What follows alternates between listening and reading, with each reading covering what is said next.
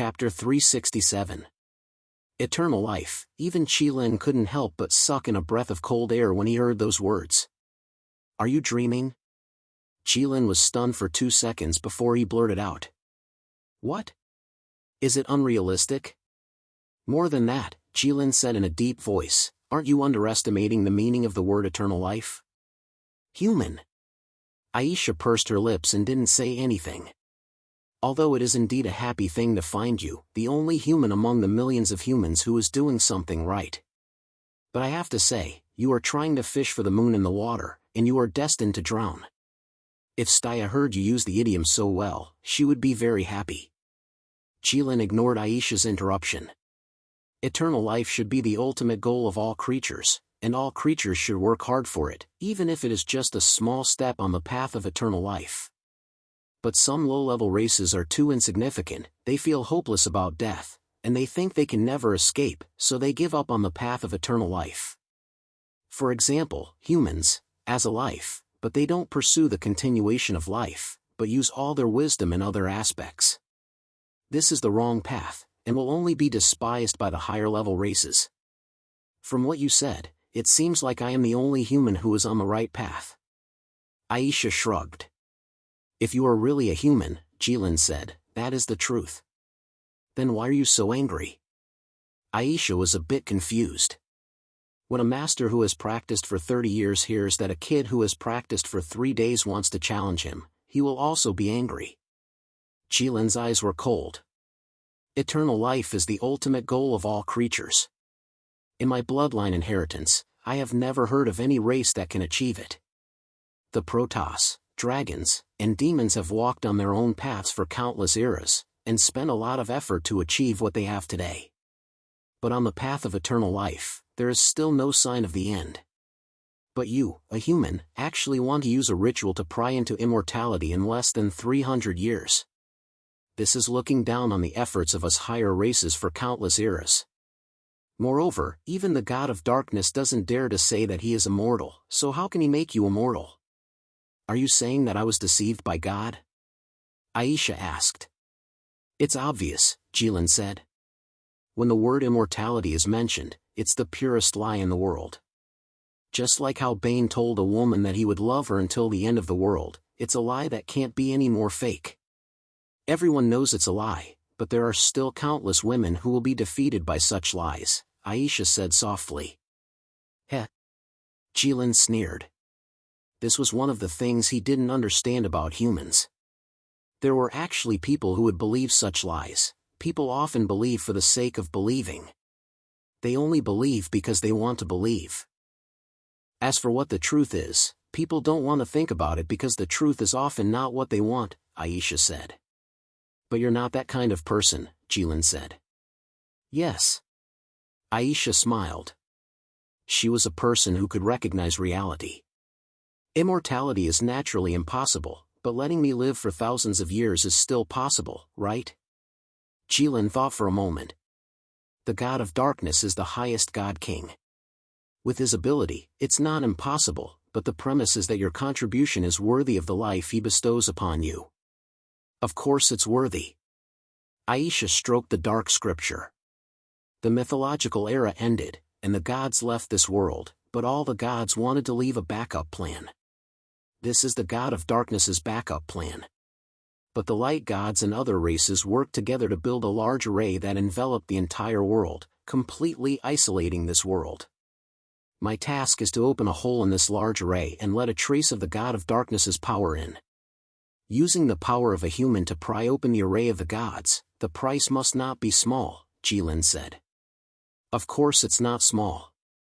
Ever since I became the Dark Saintess, I've lived with the Dark Scripture for 200 years. In these 200 years, I've only done this one thing. Aisha looked at Qilin. Do you still remember the first time we met? Qilin nodded. Of course, he would not forget. The construction of this ritual requires countless dreamlike materials. I spent 200 years and only collected half of them. That time, I went to find you to collect one of them, the scale of the red dragon. Aisha shook her head. It's a pity that it was also that time that I almost used up all my resources in order to turn you into a human. In my impression, you're not a person who gives up easily, Jilin said. Of course, I didn't give up. It's just that when I saw you, I suddenly changed my mind. Aisha's eyes were sly, like a little fox who had succeeded in her scheme. She could also be an old fox. Instead of me spending so much effort to collect the materials, it's better to let you destroy the array in the world. So you've been using me from the beginning? Although Jilin's tone was surprised, his eyes were extremely calm. There was no surprise at all. It was as if he had expected it. Don't make it sound so bad. Witches and evil dragons are on the same side in human stories. We should be helping each other. In human stories, characters like you and I working together should be called colluding together or colluding together. Tisk Aisha rolled her eyes. You first asked me to catch Staya to test my strength? You volunteered. Aisha did not want to take the blame. Then the Snow Wind Empire. Jilin said faintly.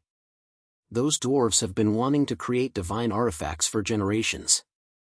It's just that they don't have such a high temperature flame. If you go, they won't let you go. You should be interested in divine artifacts too. Aisha crossed her arms in front of her chest. She was very proud. Bad guys always enjoyed it when they revealed their plans. Their wisdom could finally be discovered by others. Yes, there was finally someone who appreciated their outstanding character. However, the protagonist and the good guys did not think so. They thought that this guy was really bad.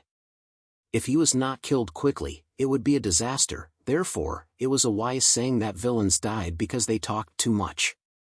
Then, creating divine artifacts requires a god's soul. That's right. That's a necessary condition. It's also the first step to destroy the array of gods. The first array base is there.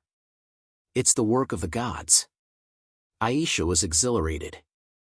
After that, Staya used God's descent to kill me. It's also related to you, Aya. My dark scripture is not completely closed. She can't use God's descent. Aren't you afraid that she'll really die? The dark scripture can be opened at any time. I can end her God's descent at any time. Don't worry, I know what I'm doing. After that, you left a piece of paper for me to go to the Elven Island. Isn't the Elven Queen powerful? Very powerful. Jilin snorted. Then, I met the Oceanic tribe. As long as you go to the sea, the Oceanic tribe will definitely look for you. You expected that I would destroy the calming formation? Of course, you wouldn't ignore the Oceanic tribe. The second array base was already destroyed. Later, the 4 human kingdoms united. The third prince became the emperor. Was this also because of you? No, it's mainly because of you. Without you, the humans would never be united. I just added fuel to the fire. In order to arm the orcs, I cut open that barrier. When a person gets a god's weapon, he will want to cut something to see if it's fast enough. I guessed that you would use that barrier to test your sword. At the same time, 2 array bases were destroyed. The array of gods was already on the verge of collapse. Then, you stole the black-haired princess. The conflict between me and the humans erupted. Her name is Lysana. You didn't even remember her name when you captured her. After that, the 2 sides started fighting. I was shot by the Elven Queen. Jilin covered his left chest as he spoke. The wound that the Elven Queen gave him was still hurting. Aisha was finally a little embarrassed. It was indeed me who asked the third prince to ask the Elven Queen for help. You want to kill me? Jilin's eyes shone with golden light like golden flames. Absolutely not. Aisha raised 3 fingers and swore. I only wanted to trick the Elven Queen into giving me that arrow. She could only shoot 1 arrow out of the Elven Island in a short period of time. If I hadn't tricked her out, I'm afraid I would have been shot to death when I was building this array. You should have told me beforehand. Jilin finally stood up and stared at Aisha. Do you know how painful the Elven Queen's arrow was? Chapter 368. Okay, calm down. Aisha raised her hands and pushed Jilin away. I can't tell you about this first. Jilin glared at Aisha. After a long time, he slowly said, no human has ever made use of a dragon to such an extent. You took me in a big circle in this world. You achieved your goal, but I got nothing. Jilin looked at Aisha. He didn't know what he was talking about. He just felt uncomfortable. Now Aisha had achieved all her goals. She could reveal her plan in detail without hiding anything in front of him. She was as proud as a winner, showing off in front of him. But he, on the other hand, had only made a wedding dress for someone else. He even took the most terrifying arrow in the world. It was like being used as a tool by someone you trusted. Then, that person said to you proudly, see, I'm smart, right? Would you smile and nod and say yes? No, you would only slap him on the head. If you didn't spit on him, it would be because you cared about your brotherhood. Phew. Jilin sighed. You're so proud. Do you think you're invincible? Now, no one can stop me except you. Aisha looked at Jilin. Do you want to stop me, or kill me? Jilin thought about it seriously. The best way to defeat Aisha's arrogance was undoubtedly to stop her. Let her fail when she was about to succeed. Was there any better way to vent his hatred? However, Jilin wouldn't do that. If Aisha was pursuing immortality, then Jilin would support her. As for being used by Aisha, although it was a little embarrassing for Jilin, it wasn't a big problem. He was the only living dragon in this world. At worst, he wouldn't tell anyone in the future. The only thing that couldn't pass was the Elf Queen's arrow. I can't take that arrow for nothing, Jilin said. No problem. Once I'm done here, we'll come up with a plan to go to the Elven Island and avenge you, Aisha said. Get lost. If I want revenge, I'll be looking for you. Jilin didn't want to go to Elf Island. How about this? You're not interested in anything else. How about I return Lysana to you? It's a deal. Jilin nodded heavily. There's one more thing, Aisha suddenly said. What? Jilin was stunned. What's the matter with Leo? Aisha asked. Leo. Jilin thought for a while and realized that he had never heard of this person. Who is he? Pope, Aisha said. I remember you promised me that you wouldn't kill him. Oh. Now that Aisha mentioned it, Jilin suddenly remembered that there was such a thing. I didn't recognize him. Ha. Aisha didn't believe him. Both the Pope and she had lived for more than 200 years. Their bodies were very different from ordinary people. With Jilin's eyesight, he could tell at a glance. But when Aisha mentioned this, Jilin was immediately interested. You know how to embroider? That magic array embroidery is amazing. Aisha was expressionless. Jilin's mockery didn't affect her. I've lived for more than 200 years. I have to do something. Suddenly, Jilin and Aisha looked up at the sky. It's starting, Aisha said softly. I suddenly recalled a saying from the humans. Jilin suddenly said as he sensed the powerful and dark aura that had suddenly appeared. What? The strongest castles are often destroyed from the inside. That's the truth. It's just that I've never seen any strong castles. That's just a metaphor. At this critical juncture, Aisha and Jilin suddenly started talking nonsense. It wasn't because they wanted to prove to the other party that they were calm and unfazed even if Mount Tai collapsed in front of them. They were just a little nervous. Yes, even Jilin was a little nervous at this time. The god of darkness was also a top existence in the dragon bloodline. He could stand shoulder to shoulder with any dragon king. And Jilin was still a little dragonborn less than 1,000 years old. Outside the black barrier, Bane was just waiting for Jilin and Aisha in boredom. Although his clothes were thin in the wind and snow, he didn't feel cold at all. Until the wind and clouds began to gather in the sky. Bane looked up at the sky. He saw countless clouds began to gather in the sky above the town. The originally ethereal white clouds became thick and dark, giving people a feeling as if they were heavy. Gradually, the thick black clouds began to rotate slowly, forming a huge black tornado in the sky. At this time, even the wind was quiet, the snowflakes were no longer flying, and there were no lightning flashes in the black clouds.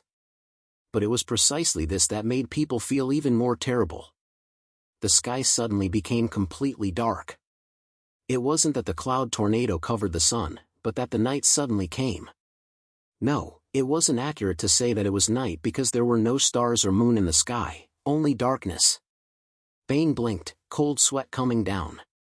Because he stretched out his hand, but he couldn't see it. It was so dark that he couldn't see his fingers. Bane had never experienced such absolute darkness. Before today, unable to see his fingers was just an exaggeration of human beings. Even if the night was dark and the wind was strong, even if the moon was dim and the stars were few, even if people couldn't see the road under their feet, they could always see the hand stretched out in front of their eyes.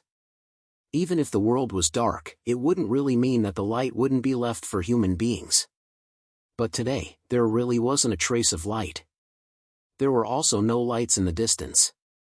Obviously, the Snow Wind Empire had a lighthouse-like building to ensure that the citizens wouldn't get lost in the snow.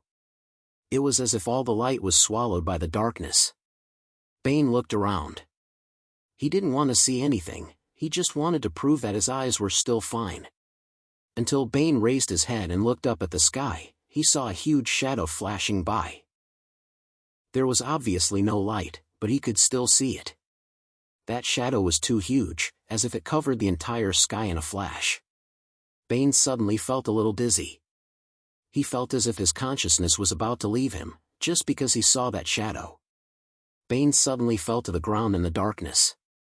A few seconds before his consciousness completely left him, he only had two thoughts. Today, I actually fell on the same ground 3 times. Jilin, no matter what Aisha wants to do, you have to quickly stop her. Jilin didn't want to stop her. He just increased the golden light in his golden pupil to the maximum. The golden dragon pupil was the strongest pupil in the whole universe. Jilin could see that shadow. Sure enough, it was just a shadow. It was pitch black, like a person was draped in a black cloth, covering the whole body. But this cloth was very far away, covering the whole world. God of Darkness. Aisha's expression was solemn, she assumed the posture of a witch priest. Jilin had never seen her do such a thing. Only now did he suddenly realize that the witches were also a religious organization. The time was a lot earlier than I thought. You did a good job, my believer. The ethereal voice resounded throughout the world, but there was no way to find it. Because the voice seemed to come from every corner of the darkness. At this time, the world was dark. Chapter 369. The sky was blue, and the scorching sun was high up in the sky. The scorching sun shone on the earth, and the breeze blew gently. All living things grew and flourished. This was just an ordinary day that couldn't be any more ordinary. However, without any warning, the world fell into darkness in an instant. Everyone felt their vision go dark. Creatures who bathed in sunlight from time to time couldn't realize how important sunlight was. But at this moment, after losing the sunlight, it only took a moment for people to realize that it was an inseparable part of them. Panic that could destroy a person's mind gradually spread. How could the sun that could shine for countless years suddenly lose its effect? Didn't the Saint of Light just defeat the Red Disaster? Shouldn't light cover the earth now? But why did darkness suddenly appear? Such pure and absolute darkness, without a trace of starlight or moonlight, this was not night. No one knew what this was. No one knew what had happened. They only knew that the sky had changed, ha ha ha. Origin. No matter how powerful the seal is, it can't withstand the destruction of time. Many efforts have been in vain for hundreds of millions of years. The voice of the God of Darkness sounded from the darkness. To the people in the darkness, it was like whispering quietly in their ears, just a bit louder. My beloved daughter, will you change your mind now? Will you control this world with me and change it? The voice of the God of Darkness sounded again. Jilin frowned and looked at Aisha. So you have this kind of relationship with the God of Darkness? Aisha gently shook her head. The god of darkness wasn't talking to them. The Elven Queen stood on the shore of the Elven Island and looked at the darkness that covered the sky. Her eyes flickered with a complicated light. It was unwillingness and anger. She clenched her fists and answered the god of darkness silently. In front of her was darkness that could devour everything. Behind her, the Elven Island was still sunny and sunny. So that's how it is, the supreme god of darkness said in a low voice. An existence like him seemed to have a trace of disappointment in his voice. I thought I could enter this world because you agreed with my idea. I didn't expect you to violate the god's oath. Gods can't forcibly decide the fate of other creatures. The Elf Queen said softly. Although the god of darkness was half a world away from her, she did not deliberately raise her voice. She knew that as long as God was willing to listen, no matter how low you whispered, God would hear you. On the other hand, as long as God was not willing to listen, no matter how much you kneeled and kowtowed, or how loudly you shouted, it would be difficult to convey God's message. From the very beginning, God's position was far higher than that of other living beings. Only the highest existences could say something like all living beings are equal. God can lead all living beings to a better life. Humans should obey God, the god of darkness said. Regardless of whether it is good or bad, life should follow one's own choice, because that is the true meaning of living. God created life, but didn't want it to live freely. Then why did God create life? The Elven Queen asked. For God, of course. Life is the proof of God's conjecture. It is the staircase on the Tao, the tool to reach a higher level. The god of darkness said calmly, if the living beings hadn't left this world, the humans of this world would have developed greatly and been able to do much more for God. So many years have been wasted.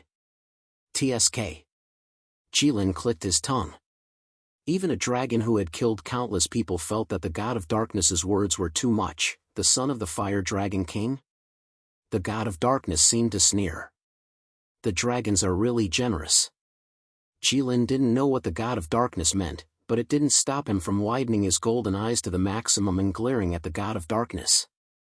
Anyway, the relationship between the dragons and God had never been good.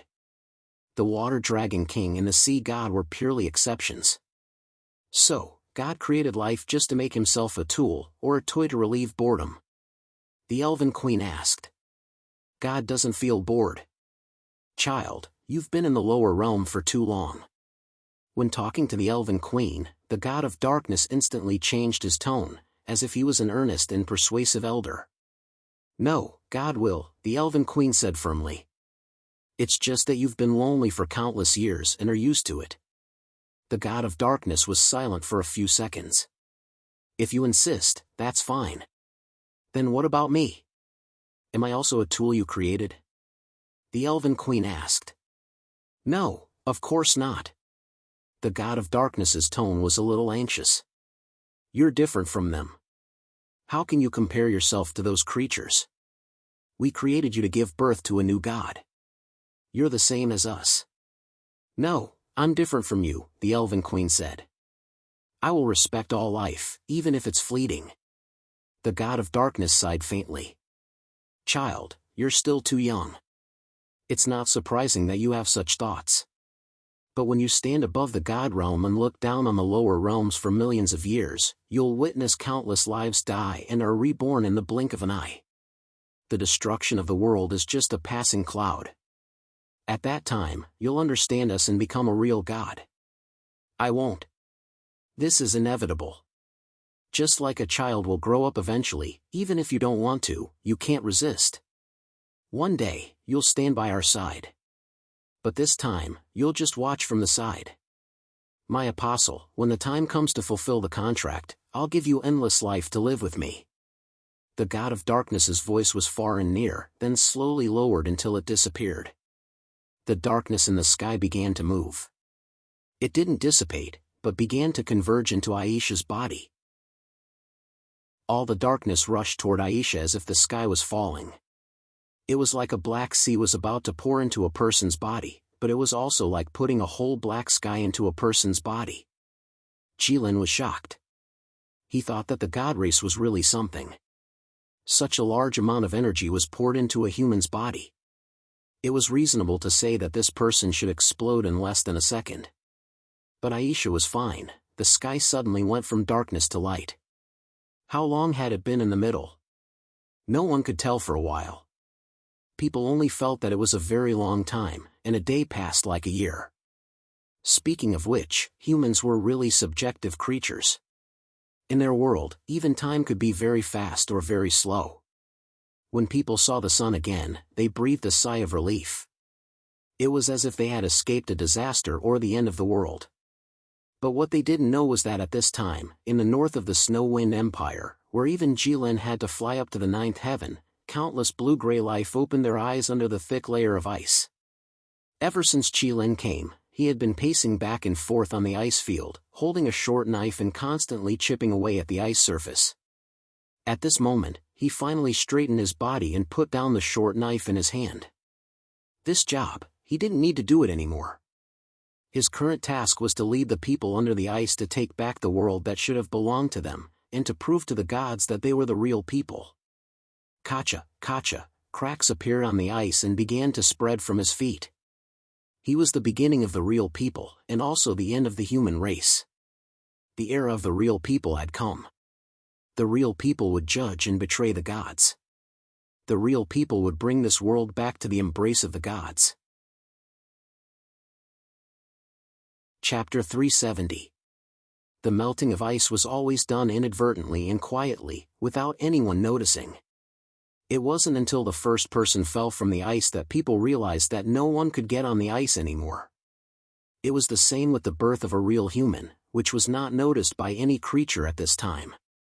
But because of this, the behavior of the god of darkness seemed somewhat unreasonable. In Jilin's eyes, this guy spent a lot of effort to come to this world, but in the end, he didn't do anything. He just gave Aisha some life and chatted with his daughter a few useless words. Wasn't this idle? But obviously, even if the god of darkness was idle, he wouldn't do such a thing. He must have done something, but no one noticed. Perhaps, when he appeared here, his purpose had already been achieved. Jilin thought silently, turned his head and glanced at Aisha, and found that she was similar, looking down and thinking like him. It seemed that she didn't know the purpose of the god of darkness either. Humans are often very stupid when they try to guess the intentions of God. Jilin habitually despised humans for overestimating their abilities. I know. Aisha's face was dignified, and she casually answered without denying it. But I can't help but guess. Do you have any clues? Jilin was silent for a moment. Although he could look down on Aisha from a biological level, he really didn't think that he was much smarter than Aisha. Instead of guessing here, why don't we ask someone? Jilin avoided Aisha's question. Aisha turned her head to look at Jilin. It was self-evident who the person that Jilin was talking about was. But the problem was, between the two of them, who could communicate normally with that person? Aisha, as a witch, was opposed to the elves. Moreover, she had just received a gift from the god of darkness. In the eyes of the elf queen, she was now like a pest, and it was already a good deed to kill her. Killing her didn't need any reason, and it could even be regarded as the elf queen's duty. As for Jilin, he had just been shot by the elven queen 3 days ago. The two of them had been enemies for generations. After being asked by Aisha, Jilin hesitated for a moment. The elven queen was the only living being in this world that could make him feel weak. That woman broke the rules. If it wasn't necessary, Jilin didn't want to deal with that woman. Even if lions and tigers lived on the same grassland, they would not fight easily. It wasn't that they were afraid of each other, but there was no need for them to do so. He could eat his fill by biting a sheep to death, so why should he bite a tiger or a lion? Therefore, when a tiger and a lion lived on the same grassland, the best way to coexist was to not see each other. In the words of the humans, the king did not meet the king. Jilin repeated in his heart. He wanted to explain that he did not want to see the elven queen because he was afraid of her. No, how could the dragon race be afraid? Jilin felt a little ashamed of the cowardice that had quietly risen in his heart. Cough. Jilin coughed. If it's necessary, it's not a big deal for me to see the Elven Queen. Aisha blinked. What's going on? Even if Aisha could predict things, she couldn't guess the ups and downs in Jilin's heart at this time. It's nothing. She can't kill me anyway. Jilin snorted coldly. It seemed that he was bluffing. Well... Aisha thought for a moment. It's good to ask. The god of darkness had descended.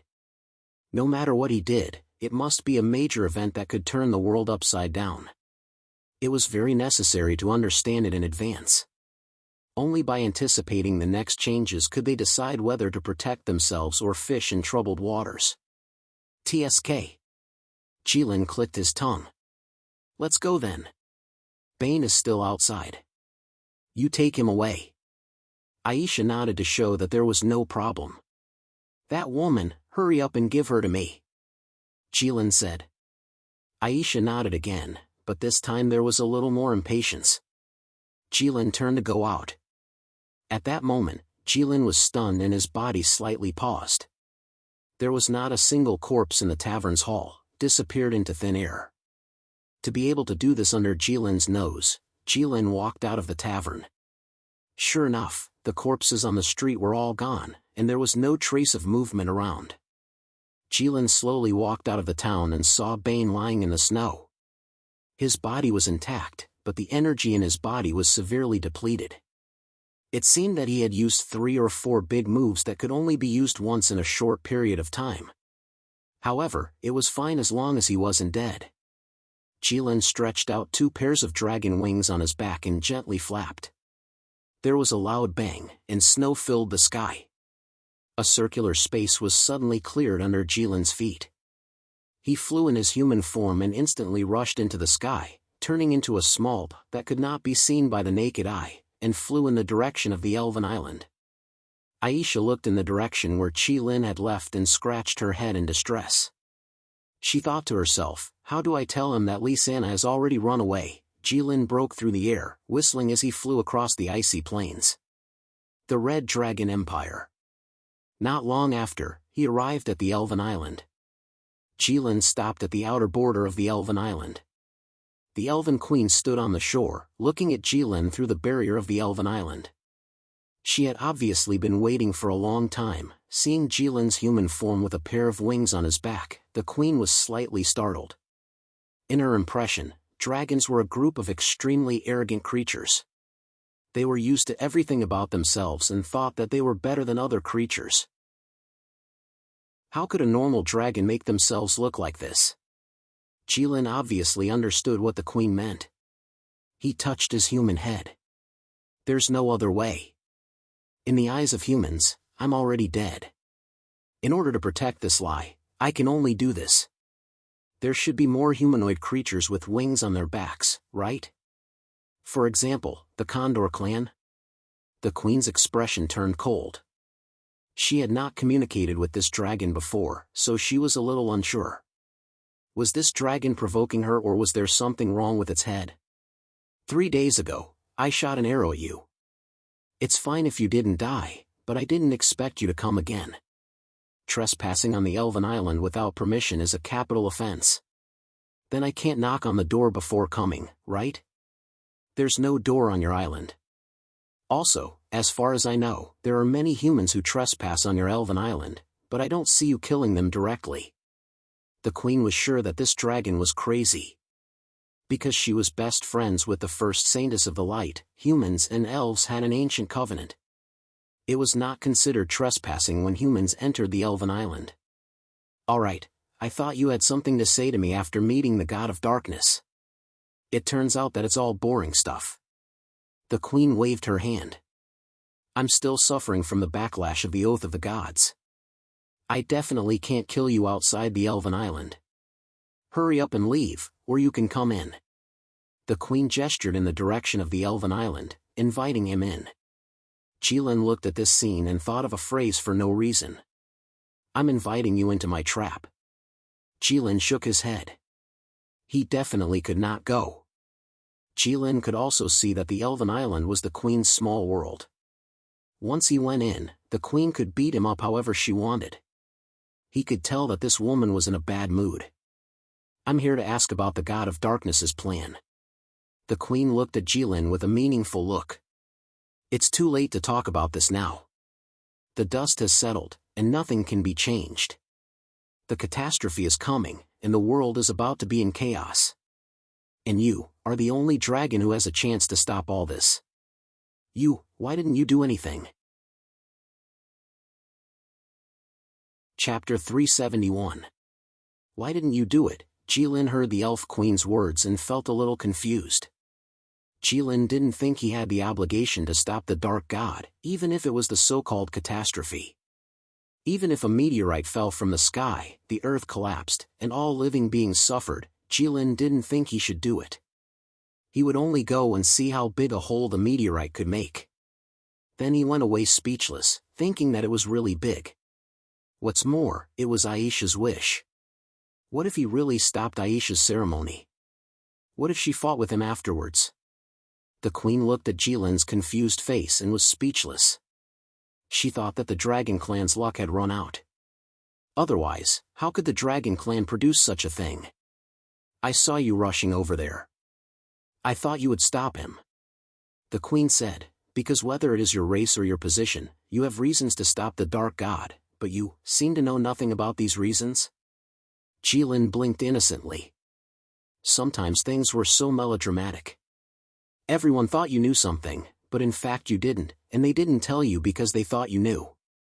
As a result, things went wrong, and then people would blame you afterwards. How many misunderstandings and mistakes were there in the world? Most of them came from humans, and this self-admitted tacit understanding was self-evident. These things should be engraved in the mind of the Dragon Clan. "Why don't you know?" The queen tilted her head. Jilin was also a little angry. "If I knew, would I come to you? It seems that you really don't know. What did the Dragon Clan send you here for?" This time it was the queen's turn to be puzzled. Jilin was still speechless. Until the former, he thought that all the Dragon Clan had already grown up when they were born according to the bloodline inheritance. He thought that his survival and growth in this world was the tradition of the Dragon Clan. It wasn't until he communicated with the Water Dragon King that he learned that the real tradition of the Dragon Clan was to hide the dragon eggs in the deepest part of the Dragon Island, guarded by the whole Dragon Clan and the Black Dragon King. It was not until the little dragon had grown up for many years that it could leave the dragon nest. There was no precedent like Jilin's case. Jilin had also realized that his bloodline inheritance had most likely been altered by his father, and the changes were very ridiculous. In human terms, he had been tricked by his own father. He had already been King tricked. How could he know what he was here for? However, it was impossible for Jilin to say this to the Elven Queen. It was too embarrassing. The queen's gaze on Jilin became even colder. It was like a snowstorm that was as cold as a knife, bone-piercing. The queen suddenly became angry. It was like you were chatting with your neighbor's child, only to realize that the child was an idiot. Now, you had to explain a complicated matter to the idiot. Maybe you have only one thought right now, and that is to end this conversation. The queen took a deep breath, looked at Jilin and said in a deep voice, "Under the ice of the northern land, there was once the kingdom of darkness. Even now, the light could not shine upon that place, where the people of black slept. Now that darkness had returned to the world, his people were about to awaken. They want to reclaim the title of human. Reclaim the name of man?" Jilin's heart tightened for some reason. When the gods created humans, they created a total of 6 types of humans to filter them out. They wanted to know which type was the best. The queen said slowly, "The race that later obtained the name of man, which is the current human race, was just one of the 6 types of humans. Then, what about the other 5? Survival of the fittest," the queen said. "This victory, maybe it can also be written as the leftovers. So, the humans exterminated the other 5 types of humans?" Jilin bared his teeth, as expected of a despicable and cruel race. "This is the instinct of living creatures," the queen said. "In the face of nature, or the choice of the gods, any living creature will do their best. You can also understand it as unscrupulous. Since they are all extinct, then the people of Black should not be a concern, right? Many years ago, they could not defeat humans. Now, humans are still quite powerful. Jilin suddenly thought of the third prince, the human race's mobile city, the Ming Shui divine weapon, opponents from tens of thousands of years ago. They might have been evenly matched. But after sleeping under the ice for so many years, even if they could crawl out from under the ice with a long spear and a sharp sword, even if they were full of hatred, even if they were determined to kill everyone in sight, even if they were Buddha. But in the face of the human race's achievements of tens of thousands of years of development, they might at most show off their fearless racial integrity. He imagined a group of uncivilized savages, holding rusty weapons for tens of thousands of years, shouting as they charged forward. They pressed forward with indomitable will. However, what was waiting in front was the human race's mobile city. The city was full of bishops from the Church of Light and well-equipped troops. The sky was full of golden spaceships from the Middle Empire, and the main cannons were fully charged. Jilin felt that if the humans wanted to win this battle, they might not need to lose a single person. Moreover, the third prince was not dead. Then what right did the people of Black have to reclaim the title of man? Was it because they slept for too long and had too many dreams? The era of hard work, not being afraid of death, and having faith to achieve things, when they were sleeping, was gone forever, just like the spring breeze of last year. When they woke up from under the ice, the first thing they realized should be that the times have changed. In the face of Jilin's disapproval, the queen just sneered, as if mocking his ignorance. Of the 5 races, 4 were indeed eliminated by the humans, but only the people of Black were sealed under the ice by the gods themselves. Jilin was stunned. Why? Because they were too powerful. When the humans were still struggling for food and hunting, the people of Black were already standing at the top of the living creatures. At that time, the humans called them the devil race, the devil race. And the humans in their eyes were not worth mentioning. They were born at the top. The gods felt that these creatures omitted the process of evolution and violated the law of life. It was very boring, so they eliminated them. But only the god of darkness did not think so. This was the race he created. He was not reconciled, so he left a way out. Jilin was silent for a moment. Since the Queen of the Elves said that they were strong, they should be very strong. Were they difficult to deal with for the humans? But what did this have to do with him? Who was a human in this world? Weren't dragons eaten? He did not like to eat humans. The queen shook her head helplessly. Once the people of Black steal the name of man, everything in the world will change dramatically. Not just in this world, but in the endless world, because the situation of the gods may change as well. The gods of the dark camp may have the upper hand. At that time, it may be the prelude to the chaotic era. Chapter 372. The sea breeze on the endless ocean was gentle and soft. It was clearly not the warm season. Perhaps it was because Jilin and the queen were looking at each other. Even the sea breeze was suppressed by their aura. The chaos era. Jilin frowned as he pondered over this rather intimidating term. Isn't that good? The dragon race is a creature of chaos, right? Enough. The queen could not stand this idiot anymore. You only need to know that soon, an invincible army will set off from the north. They will become a blue river and sweep across the world. Invincible? Jilin did not believe it. Even if the humans were no match for them, the army of the Red Forces would not be jealous. Remember, wherever they go, not a single blade of grass will grow. Ice will start to spread under their feet, and the wind and snow will follow them as they move forward. They want to freeze all the creatures in the world.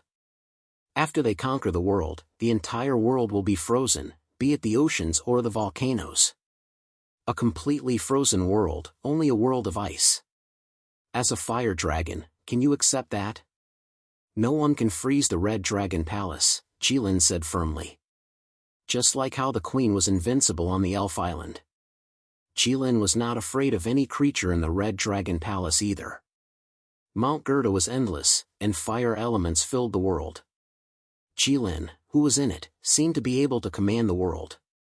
the leader of the dark creatures, was called the Devil King by the humans in the past. The Devil King's strength should not be weaker than yours, the Queen said. Even if you have the entire Mount Gerda, wherever the Devil King goes, it will be an endless ice field. Geographical advantage is not enough. Jilin took out the dragon scale sword. I can't beat him now. The Queen nodded. Since you are so confident, I will not say anything more. When the time comes, I will be happy to see you killed. It will save me the trouble of doing it. Jilin was stunned. It seemed that the Devil King was really powerful. He had taken out the divine weapon, but it was still not convincing in the eyes of the Elf Queen. So you know the Devil King very well? Jilin suddenly said. Not really, the Queen said. Have you fought him before? Yes. Who won? Of course it's me. Jilin was stunned for a moment before he took a deep breath. He felt as if something was stuck in his chest, causing him to only be able to exhale halfway. Suffocating. Even if you're invincible, you don't have to pretend like this. Jilin snorted coldly, turned around and flew away without even saying goodbye. They weren't on the same side anyway, so there was no need to be polite. Most of the information had been gathered. Most of what the Elven Queen said was extremely mysterious, such as Chaos Era, God's Situation, World Freeze, and Demon King. All of this was useless. Jilin only knew that another war was about to break out. As for the Demon King, Jilin didn't really care.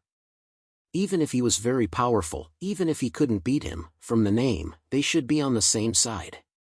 The evil dragon and the Demon King were both the enemies of mankind and the villains of the story. When the two of them met, shouldn't they immediately shake hands and form an alliance to discuss how to rule mankind? They were like-minded. Some Demon Kings also had the hobby of capturing princesses. But from what the Elven Queen said, it seemed like they should fight when they met. On what basis? If the Demon King and the evil dragon fought, what would the hero do? Internal strife was something that humans like to do. We villains didn't do that. It was a waste of effort and a waste of time. After Jilin made up his mind, he felt a lot more relaxed. In fact, even if he didn't know anything, he could sense the seriousness of the situation. Just the fact that the Elven Queen, who hated him so much, was suddenly willing to talk to him and give him so much information was enough. This meant that in the Elven Queen's eyes, compared to the Demon King, Jilin was only a small problem. That wasn't quite right. At least she was choosing the lesser of two evils. In the Elven Queen's eyes, the Demon King was a bigger threat than her. Of course, it was also possible that the Elven Queen wanted to lead Jilin and the Demon King to fight, so that she could have the wolf devouring the tiger. Forget it, I don't care. Although he had received Stya's education that was like chicken soup for soup, Jilin still didn't cultivate the noble character of taking the world as his responsibility. Because the world wasn't his world, and he didn't know many people. Tisk. Jilin suddenly felt disdainful of his own thoughts. Since when did he, a dragon, have to be so overcautious and think left and right? Jilin got rid of the distracting thoughts in his mind and started flying at full speed. Boom! Sonic booms were set off in the air. Jilin seemed to have distorted space as he flew away in a flash. Half a day later, Jilin appeared in the sky somewhere in the Saimai Empire. There was an endless plain with only a few manors that were far away from each other. Could this be where the so-called farm owner lived? It was rare to see such a sparsely populated place in human settlements. Jilin thought to himself. At the same time, Jilin raised his fist and slammed it down. A huge fist-shaped shadow smashed down, and right below the shadow was a manor. The shadow of the fist whistled down with a violent wind. Just as the shadow of the fist was about to land on the manor, a purple barrier quietly appeared. A golden light flashed in Jilin's eyes. Crack! The barrier shattered with a loud sound, and it didn't have the slightest effect of stopping them. The shadow of the fist continued to fall, and the surging wind was like a hurricane. In an instant, the manor was blown away. The solid buildings made of bluestone were now like building blocks, turning into countless pieces and scattering miserably in all directions. The gray stone foundation under the buildings was exposed. Boom! The earth shook and the mountains shook, and smoke and dust rose. When the smoke and dust dissipated, a huge hole appeared in front of Jilin's eyes. It was dark and looked extremely deep. There was indeed a huge hidden space under this manor. However, in Jilin's eyes, this black space was as bright as day. Jilin slowly descended, landing on a huge bluestone slab. It would appear that the foundation from before had been broken down. Jilin circled around the place, and he was able to see the entire underground space with a glance. That was because this space was completely connected. There were no walls in such a large space, only a few pillars to support the weight. It was indeed in line with Aisha's style of removing useless things. After circling around, Jilin had already grasped the situation of this underground space. On the easternmost side, there was a table and chairs. Aisha was sitting on the chair, and she was looking at Jilin with dull eyes. On the easternmost side, there was a bed. Bane was sitting beside the bed, and a white-haired person was lying on the bed. In the middle, there were countless pieces of junk scattered everywhere. Jilin waved his hand in front of him, as though he was a human choking on smoke and dust. Jilin complained, "Why is this place so messy?" Aisha's face suddenly darkened. Chapter 373. Ah! A heart-wrenching scream echoed throughout the dark space. Jilin and Bane were both shocked. Jilin scratched his head guiltily. No one had ever seen Aisha so panicked before. Aisha was stunned for a moment before she rushed towards Jilin. She kept circling around the bluestone slabs and howled miserably whenever she saw a broken object. She sounded like a wolf that had lost its cub. It was spine-chilling. Ah! My crystal ball. Ah! My book of Horu, it's broken. Ah! Well... Jilin seemed a little uneasy. It's all your fault for leaving things everywhere, how can you say that? Aisha's face darkened. You tore my place apart and you dare say I'm messy? Bane was also scared. He thought to himself that if he had just passed by, wouldn't he have been turned into a meat patty? Where is she? Jilin had already scouted the surroundings. He knew that she was not here. And that was the reward that Aisha had agreed on in advance. Aisha took a deep breath and suppressed her heartache. She ignored him. How did you find this place? Jilin pursed his lips at Bane. Before handing Bane over to Aisha, he had already done something to Bane. Aisha looked at Jilin's eyes and instantly understood everything. She sneered. You still have a backup plan now? Jilin shrugged. What if you run away again? That's...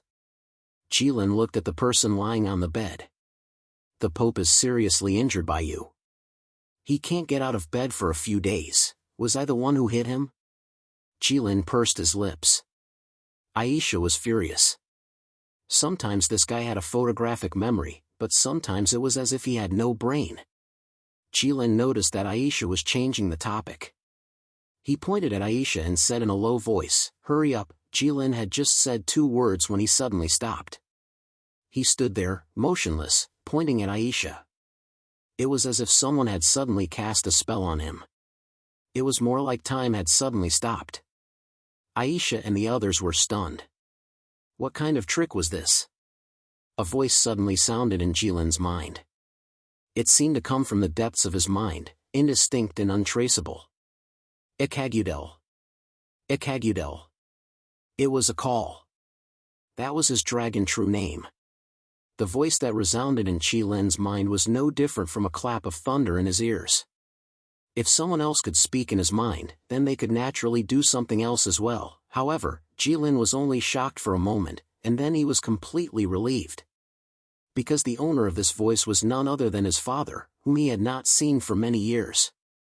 Fire Dragon King, Huang. Facing this father who had abandoned him in the magma when he was young, Jilin's mood was a little complicated for a while. Father. Jilin said in a low voice, trying to talk to the voice in his mind. Oh, the voice in his mind suddenly became frivolous. I didn't expect that after so long. You were still so young at that time, you could still remember my voice. Well, for us dragons, this is just the blink of an eye. You slept. Jilin thought silently in his heart. It was just that Jilin forgot that his thoughts could now be heard. Child, I was just describing it. Do you understand rhetoric? Jilin's face suddenly became ugly. I know rhetoric better than you, and how come I don't remember dragons having the skill of intracranial communication? Oh, my child, how can you talk to your father like that? Jilin felt his teeth hurt. What kind of tone is that? Did I talk like that back then? So embarrassing. The Fire Dragon King was silent for a long time. All right, let's stop chatting. I can't talk to you for long. Then please explain why you can talk to me. This is a backup plan I left behind many years ago. I planted a restriction in your body, and through the blood connection between you and me, we can talk to each other. Also, child, are you in your rebellious period now? You touched my blood inheritance? Jilin ignored the Fire Dragon King and said calmly. Although the tone was calm, the lethality of this sentence was very high. It seemed to have hit the Fire Dragon King's weak point, and the Fire Dragon King immediately went silent. It was like a casual strike from someone who had reached the pinnacle of the way of the sword. It was simple yet unstoppable. The Fire Dragon King was silent for a long time, as if it was considering its words. After a while, the Fire Dragon King's low voice slowly sounded. Did the Water Dragon King tell you? You guessed it. Jilin said. I thought it was a perfect plan, but this guy, even after death, he still won't stop. Why do you think you can hide such an important thing from me? When a person is born, everyone tells him that red is green, he will naturally believe that red is green. In that world, you are the only dragon, and all your knowledge comes from your blood inheritance. Naturally, you will believe whatever I say. Jilin sneered. There are countless people in this world who know that red is red. They are humans. Dragons don't listen to people, and they don't bother to argue with people. Even if 10,000 people tell you that red is red, you won't care. That's how it should be. The Fire Dragon King's voice had a trace of doubt in the end. It was obvious that Jilin had other ways to obtain knowledge other than his blood inheritance. Now you can tell me. Why did you leave me here? What do you want to do? Jilin asked. No, child, it's not what I want to do, it's what the dragons want. The Fire Dragon King said anxiously. If I wanted to leave you alone in a strange world, I would be beaten to death by your mother. Jilin's expression suddenly became very interesting. His father was a bit interesting. Dragons also have a tradition of being afraid of their wives? I'm not afraid of my wife. The Fire Dragon King said loudly. I really can't beat her. Your mother is the Golden Dragon King, in existence second only to the Black Dragon King. She is slightly stronger than me. That's enough. Hurry up and tell me what the dragons want. Jilin ruthlessly interrupted his father's boring act of trying to save face in front of him. Ahem. The Fire Dragon King coughed pretentiously, as if he thought this would make him look more dignified. IKA Goodale, you've been playing in this world for so long. The dragons have paid a huge price to send you into this world, even sacrificing a dragon king. Now, it's time for you to contribute to the dragon race. Lead the orcs, the sea race, and the beast race to conquer the world. Jilin suddenly froze. Why did the dragons want to join in the fun? Conquer the world? This didn't sound like something the dragons would do. Shouldn't the dragons sleep, eat people, and steal princesses? Jilin felt that he had already done a good job. Wasn't conquering the world what the Demon King wanted to do? Although they were all great villains, after all, the division of labor was different, and they couldn't steal the job. Chapter 374. Jilin was silent in deep astonishment. He had a lot of things to say in his heart, but he didn't know where to start. He knew that the Dragon Clan, his parents, had put in so much effort to put him here for a reason. But Jilin should be thinking about taking back the bones of the Water Dragon King, or destroying the bloodline of the Son of the Dragon, to restore the dignity of the Dragon Clan. The bones of the Water Dragon King will definitely be taken back. Huang's voice suddenly sounded. But what is the bloodline of the Son of the Dragon? Damn. Once again, Jilin forgot that his inner thoughts could now be heard. Jilin took a deep breath and suppressed the strong sense of irritation in his heart. Why do we want to rule the world? This is of no practical use to us. Jilin was right. There were only so many dragon clans. Counting back and forth, there were at most dozens or hundreds of them. They didn't have any desire for fame and fortune. They had to be obsessed with being above others. Because they stood at the top of all living beings. The concept of class in the Dragon Clan was not serious. The only one who really stood above everyone was the Black Dragon King. As for the other Dragon Kings, they would give you face and call you Dragon King. If they didn't give you face, they would ignore you. Even if they couldn't beat you, they would ignore you. The number of Dragon Clans was too small. They could live very well with limited rules and an extremely vague system. According to human saying, when the number of people in a tribe was less than 150, they only needed to gossip and they could coexist harmoniously. The Dragon Clan society didn't need anything. Then, why did the Dragon Clan want to rule the world? Looking for trouble? Why do the Dragon Clan want to rule the world? Good question. Huang said with interest, then why have you never thought about why the world is ruled by humans? Jilin answered firmly, because they have many people. Huang obviously didn't expect Jilin to answer so simply. For a moment, he was caught off guard. It seems that you've thought about this question more than once. Of course, humans are so weak, but they can become the overlords of the world. The reason is naturally curious. Well, then why are there so many humans? Because the desire of human males to reproduce far exceeds that of other races, and the survival rate of human cubs is extremely high. The Fire Dragon King suddenly felt that communicating with his son, whom he had not seen for many years, was a difficult thing to grasp. The two of them had different perspectives on things. The reason why there are so many humans is because they occupy most of the resources, because they have the blessings of the gods, and because they are blessed by luck. Father, I'm talking to you about science, and you're talking to me about metaphysics? Child, don't you have many human friends? You have been led astray by them. What metaphysics? Puny humans can't see it clearly, but you and I should know that it's not a mystery. All right. Jilin admitted that he was used to it. Please continue. I don't want to go into detail with you. Remember, lead the beastmen, and sea folk to conquer the world and govern it well. The world you are in is a crucial location in the universe. As long as this world changed, the entire universe would change as well. Otherwise, the various clans wouldn't be fighting over this place. Then what can we gain from this change?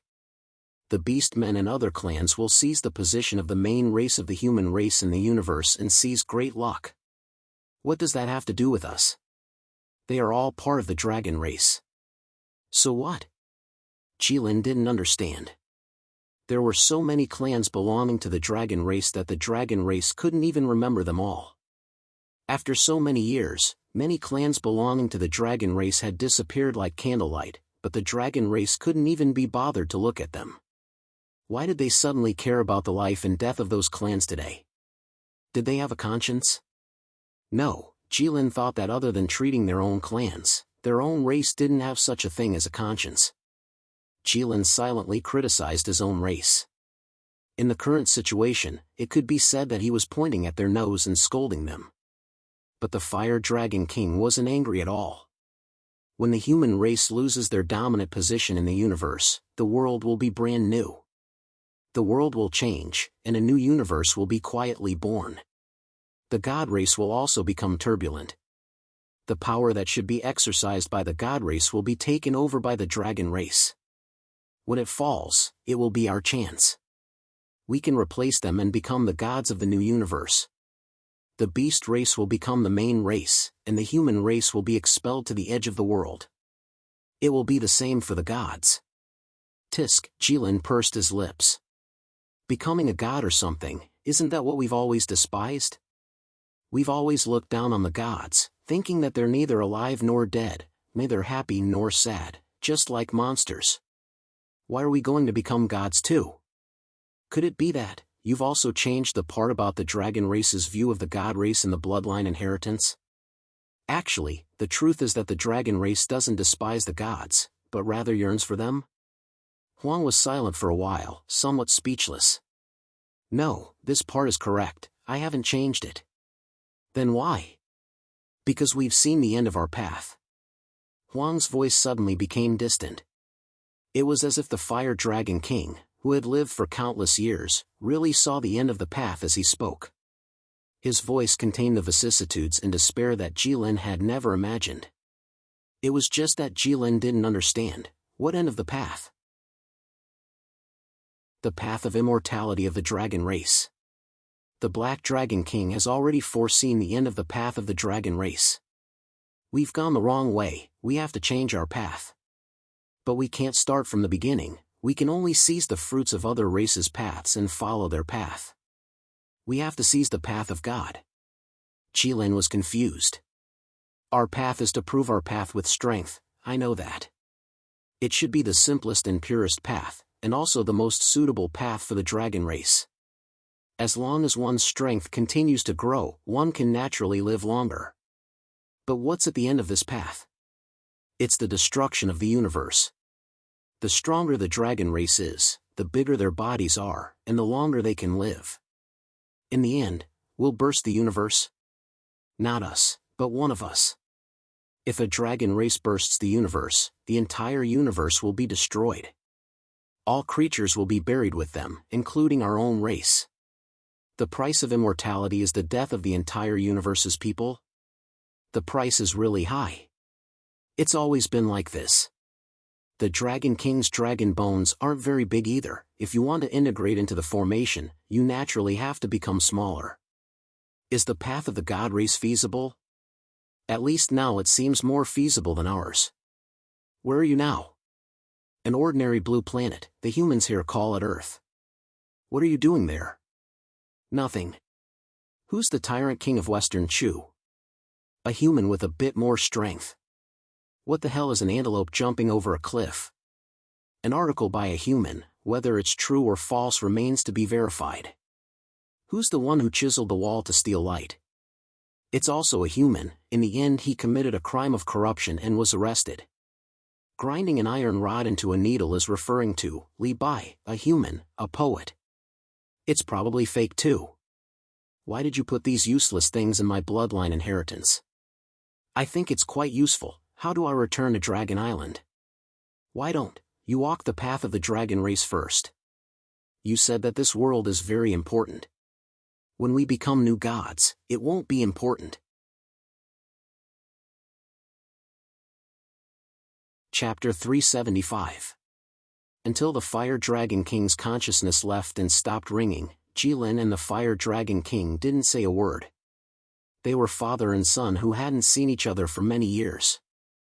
Jilin didn't know how many years the Fire Dragon King had stayed on that earth.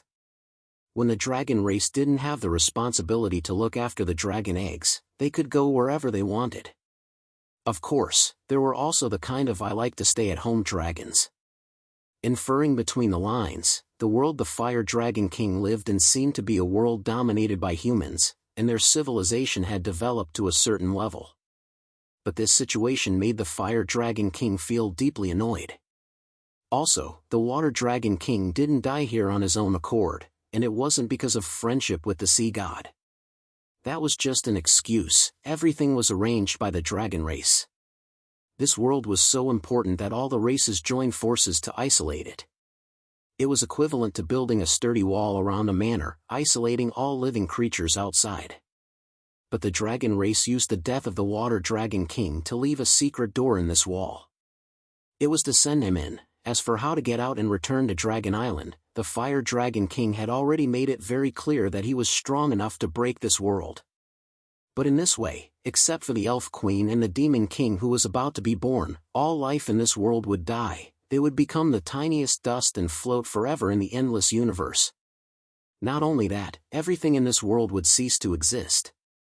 Mount Galta, the endless sea, the desert, the ice field, the Middle Empire, everything would turn into nothingness, just because Jilin wanted to return to Dragon Island. Thinking of this, even Jilin couldn't help but feel depressed. What was this? Was the dragon race's destiny to destroy the world? The world would explode as soon as you grew up. This sounded like the self-destruct device of this world. Jilin blinked and finally pulled his thoughts back to the present. What appeared in front of him was a delicate and beautiful face. She was looking at him with a curious gaze. What? Jilin pushed Aisha away. I want to ask you what's wrong. Aisha was furious. You suddenly stood here without moving. If you were an ordinary person, I would think you were cursed. What's wrong with you?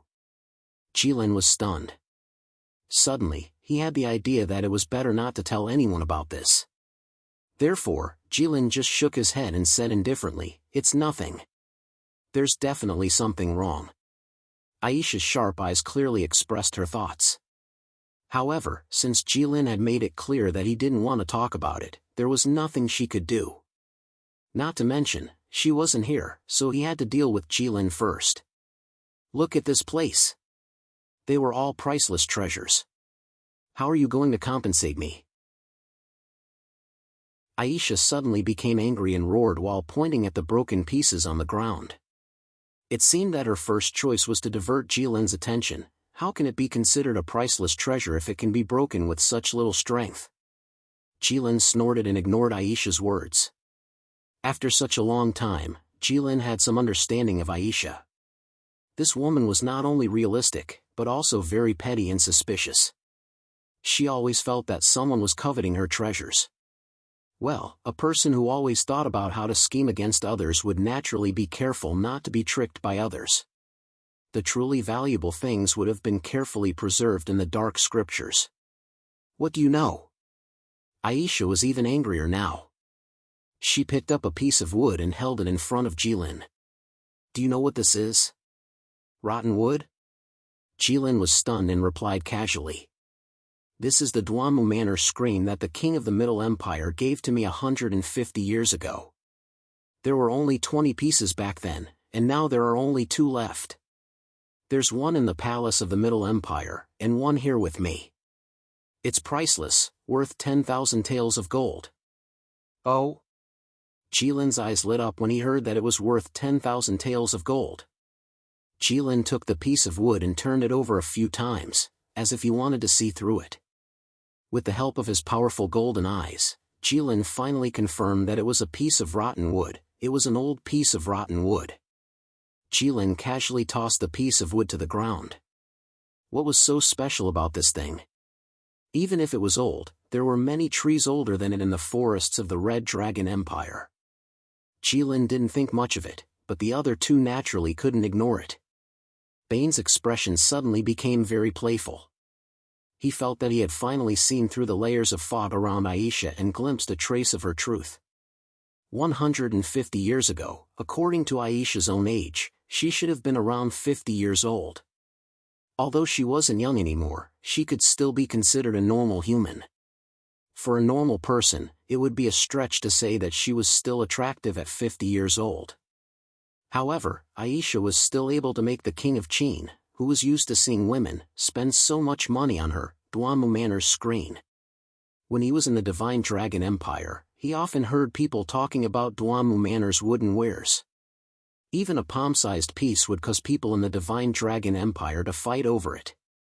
An item as big as the screen must be very expensive. Even the king of Qin wouldn't be able to buy it just like that. It was true that the sun and the moon could be seen through the fist of his heart. Wait, the king of Qin 150 years ago, was that the 3rd prince's great-grandfather? Or great-grandfather? Bane couldn't figure it out.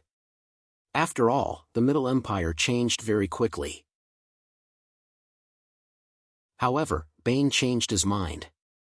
Wasn't there someone beside him who had also lived for 200 years? He knew.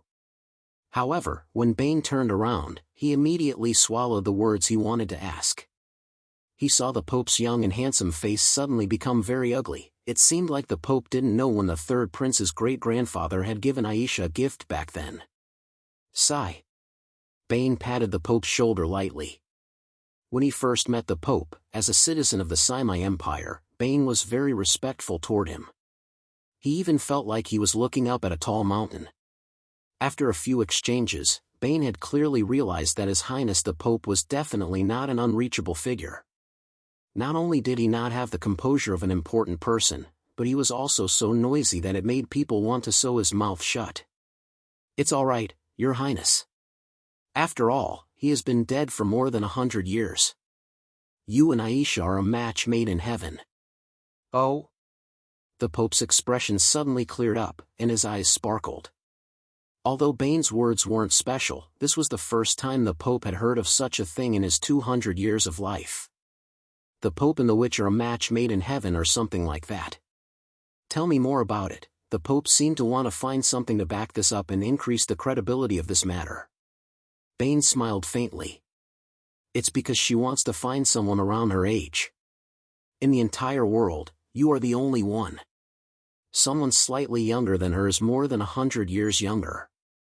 Even if she wants to eat young grass, this grass is too young, ha ha ha." Bane and the Pope were suddenly engrossed in their conversation and didn't notice at all. While they were talking, Aisha glanced at them from time to time. Her gaze was as sharp as a knife, like a hidden arrow on the battlefield. However, Aisha really didn't have the time to pay attention to these two fellows. When Jilin threw away the wood, she picked up the half-broken mirror and said that it was a treasure that the Church of Light had lost 100 years ago. When Jilin threw away the half-broken mirror, she picked up the half-broken painting and said that it was personally written by a great master in the Divine Dragon Empire. In the end, it seemed that Jilin's entire mountain of gold was needed to compensate for all the things in this room. And Jilin's mountain of gold was more than 30% of the Middle Empire's treasury. Of course, this was impossible. Therefore, Aisha could only be bragging. "Enough, I have something important to talk to you about." Jilin couldn't stand it anymore and said seriously, interrupting Aisha. Aisha was stunned and suddenly didn't know what to do. This was because Jilin was so serious, and also because she really couldn't think of what important this dragon could have in this world. "What do you want to do?" Aisha said blankly. For example, you and I join forces to conquer the world?" There was a moment of dead silence. The three humans quickly exchanged glances. There was no worry about the impending disaster in their eyes, nor was there any sense of urgency before a storm. Instead, there was a trace of doubt and relief. They thought at the same time. This dragon finally remembered what he was supposed to do, after so long.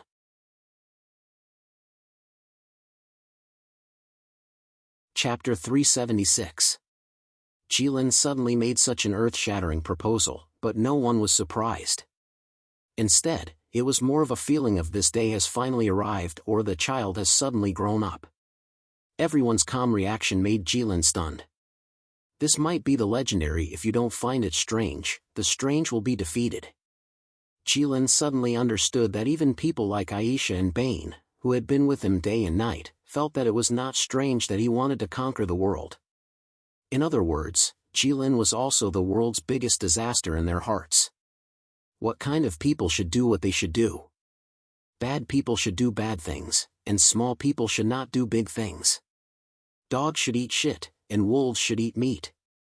The Megalosaurus should conquer the world, even if Jilin had never thought of it before today. The deep-rooted habitual thinking was just a stubborn prejudice of humans, but humans had never doubted it. Because this thing was often quite accurate, this prejudice was also a lesson that humans had learned after countless painful lessons. Even if it could not cover all situations, it could be applied to a general range. Jilin felt that he could not refute it, but he needed help. Conquering the world and seizing fate was obviously different from seizing a mountain. You could not become the king of a mountain just by beating all the bad guys in your territory. That also required extremely clever governance methods. Ruling the world, including the entire world and one's own empire, was a great feat that no one in any world had achieved since the beginning of the world. It was naturally the same for governing such a huge country. If the purpose of the Dragon Clan was to let him dominate the world, there should be no problem. He could just call himself the best in the world, and presumably the Elf Queen would not run out of the Elf Island to compete with him. The Demon King who was about to be born would also not fight with him for an empty title. But if he wanted to rule the world, Jilin felt a headache just thinking about it. There were too many people in this world. If he did not use any methods and only used force to suppress them, there would definitely be hidden dangers.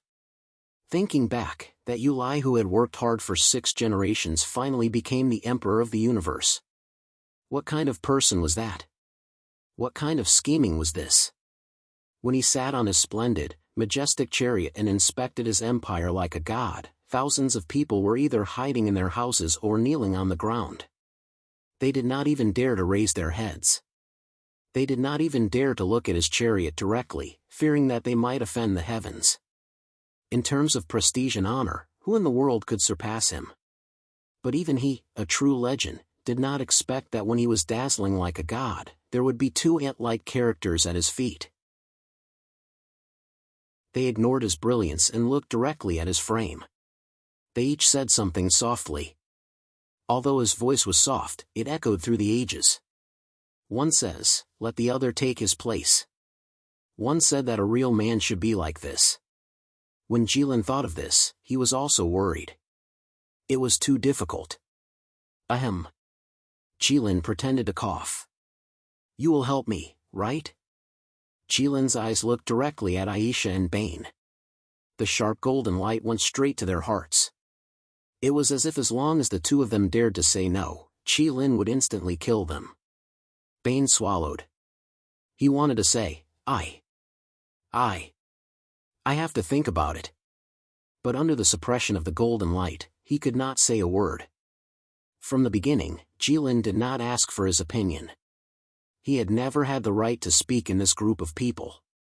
Of course I can help you. On the other hand, Aisha was surprisingly generous. She said it casually, as if what Jilin wanted her to help him with was not something as important as conquering the world, but something as trivial as borrowing money.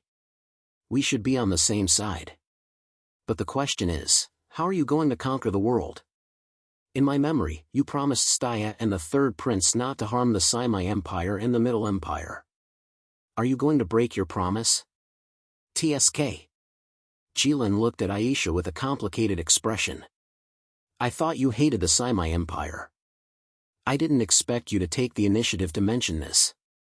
It's nonsense to not care about trifles when doing big things. Aisha waved her hand. If you want to do such a big thing, you have to think about it thoroughly. If you really don't want to fight with these 2 empires, how are you going to convince them? Convince them? Actually, I have an idea about this. Jilin said in a low voice. I went to the Elven Island before, and the Elven Queen told me that a group of true humans was about to be born under the ice in the north. They also want to conquer the world and kill all humans. I can wait for them to destroy the Middle Empire and the Saimai Empire, and then I can destroy them. Bane was stunned. He thought to himself, how can you be so simple? No, how can you slack on such a great ambition like conquering the world? True humans? The Pope and Aisha cried out in surprise at the same time. You've heard of them? Jilin thought to himself, you've lived for so long and have seen so much. Aisha shook her head slowly, as if she had not recovered from her shock. I've never heard of the true humans, but I've heard of the legend of a race hidden under the ice in the north. Legend has it that there are countless demon gods sleeping under the ice in the north. Their numbers are as great as the sand in the sea. Their sleeping territory occupies half of the ice in the north, reaching all the way to the sky. They will eventually wake up. When they wake up, the snowstorm in the north will engulf the entire world. When that happens, the entire world will be buried under the ice. Apart from the demon gods, there will be no other living beings in the world. He did not know why Aisha suddenly started telling stories. In any case, Jilin nodded his head as he listened. In his impression, this was one of the few credible legends that humans had. It was basically the same as what the Elven Queen said. The demon gods are about to revive. Is this true? The Pope finally asked. His voice was trembling. Originally, he was unwilling to speak to the enemy of humanity, the Red Disaster. However, compared to the demon gods, the Red Disaster did not seem to be so antagonistic. The Red Disaster killed people because he wanted to. When he did not want to kill, he did not have to kill. It was like a dog catching a mouse. If he was in the mood, he would catch the mouse. If he was not in the mood, he would not look at the mouse. But the demon gods killed. That was their instinct, their nature. They were the natural enemies of humanity. Just like a cat catching a mouse. Haven't you heard that a cat catching a mouse depends on its mood? That was its job and mission. In a shock, the Pope expressed his doubts about the Red Disaster. However, Bane and Aisha did not doubt Jilin's words, no matter how unbelievable they were. Jilin naturally did not pay any attention to him.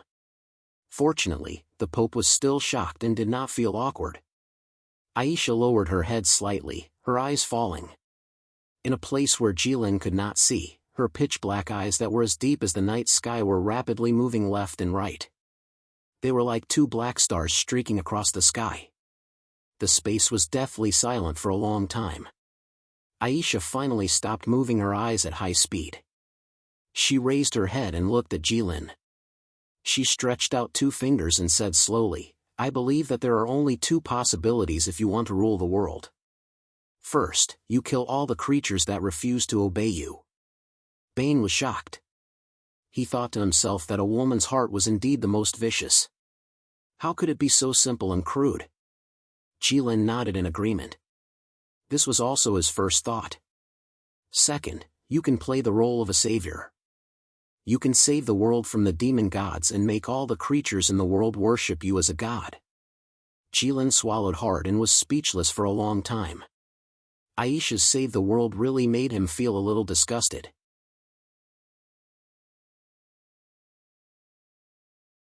Chapter 377. Jilin really felt his stomach churning, as if something was trying to rush out of his stomach. Jilin was very surprised because he had not eaten for a long time. Save the world, Jilin was really confused. He had clearly complained not long ago that as a dragon, he was going to rule the world. This was stealing the Demon King's job. But now, he was going to steal the hero's job too. Was the dragon race so unreasonable? Why didn't he know? Jilin imagined himself being respectfully called a god and felt that none of the scales on his body were suitable. However, if he ignored the discomfort that this matter brought to Jilin, he had to admit that Aisha's idea was very feasible. But for some reason, Jilin felt that Aisha had other intentions. She had always been like this. Troublesome. A sense of irritation surged in Jilin's heart. What were the dragons thinking? Why didn't they discuss with him before sending him to do such a big thing? Although he was just an egg back then, what if he didn't want to do it? They left the little dragon here for hundreds of years. After so many years, his father suddenly communicated with him telepathically. There was a lot of nonsense, but it was actually just one sentence. We left you here as a backup plan. Now the time has come. Go and conquer the world. What did they take him for? A pawn? Was this how the dragon race did things? You want to be a god like this? You can go and be a fool. This was too much. There were so many things in front of him, and these things could not be slashed into nothingness with the dragon scale sword. Jilin suddenly felt tired. Is there a magic spell in the Dark Bible that can kill all humans with one move? Jilin looked at Aisha and asked expectantly, how about half? No. Aisha glared at him and answered firmly, without that kind of magic, even a god would have to reign for a few days in the entire world to destroy humans. Sigh. Jilin looked up at the sky and sighed. There was no other way. He could make it rain in some places, but he could not make it rain in the entire world. Forget it. I'll head back first. Jilin's wings sprouted from his back. It looked like he was about to leave. Where are you going? Bane hurriedly asked. If Jilin were to wander around outside at this time. Bane didn't even dare to think about it. Let's go back to the volcano and sleep, Jilin said lazily. What about your plan to conquer the world? Aisha asked. Let's talk about it in a few years. Jilin waved his hand. He was too lazy to think about these things. Bane was a little speechless. He thought to himself, it's good to live for a long time. We'll talk about it tomorrow or in a few days. You, on the other hand, are going to wait a few years? Bane didn't know that when Jilin said in a few years, he might have meant 100 or 200 years later. In any case, the dragon race had a long lifespan. They were not in a hurry. There were so many humans in this world that he knew. Some things naturally had to be taken into consideration. He couldn't attack the Saimai Empire and the Middle Empire now, but Jilin could wait. After 100 or 200 years, when Staya or the third prince's grandchildren were all dead, he wouldn't have to worry about these things anymore. Even when he led the beast race to attack the capital of the Middle Empire, the third prince's grandson stood in the palace and jumped out to accuse him of treachery. He could also confidently tell him, "You were deceived by your father. 200 years ago, I didn't make such a promise to your grandfather. Anyway, dead men tell no tales." Moreover, even if he did as Aisha said, wouldn't he still have to let the true human run wild for a few years? If he suppressed the true human race the moment they appeared, and the human race didn't feel any pain, what right did he have to think that he was saved? What right did he have to respect him like a god? Jilin made up his mind and flew away, leaving the three people here looking at each other, then looking up at the blue sky. Aisha's basement became a huge pit, and this space had never been so bright. The demon god race, is that powerful? The ignorant young man looked at the Pope and Aisha's gloomy expressions and asked carefully. Aisha and the Pope looked at each other and ignored him as if they had a tacit understanding. We have to inform the human countries about this as soon as possible, the Pope suddenly said. Aisha bit her lips and hesitated. She didn't know if she should spread the news. In terms of personal benefits, there were too many things that could be weighed and were worth discussing. Aisha.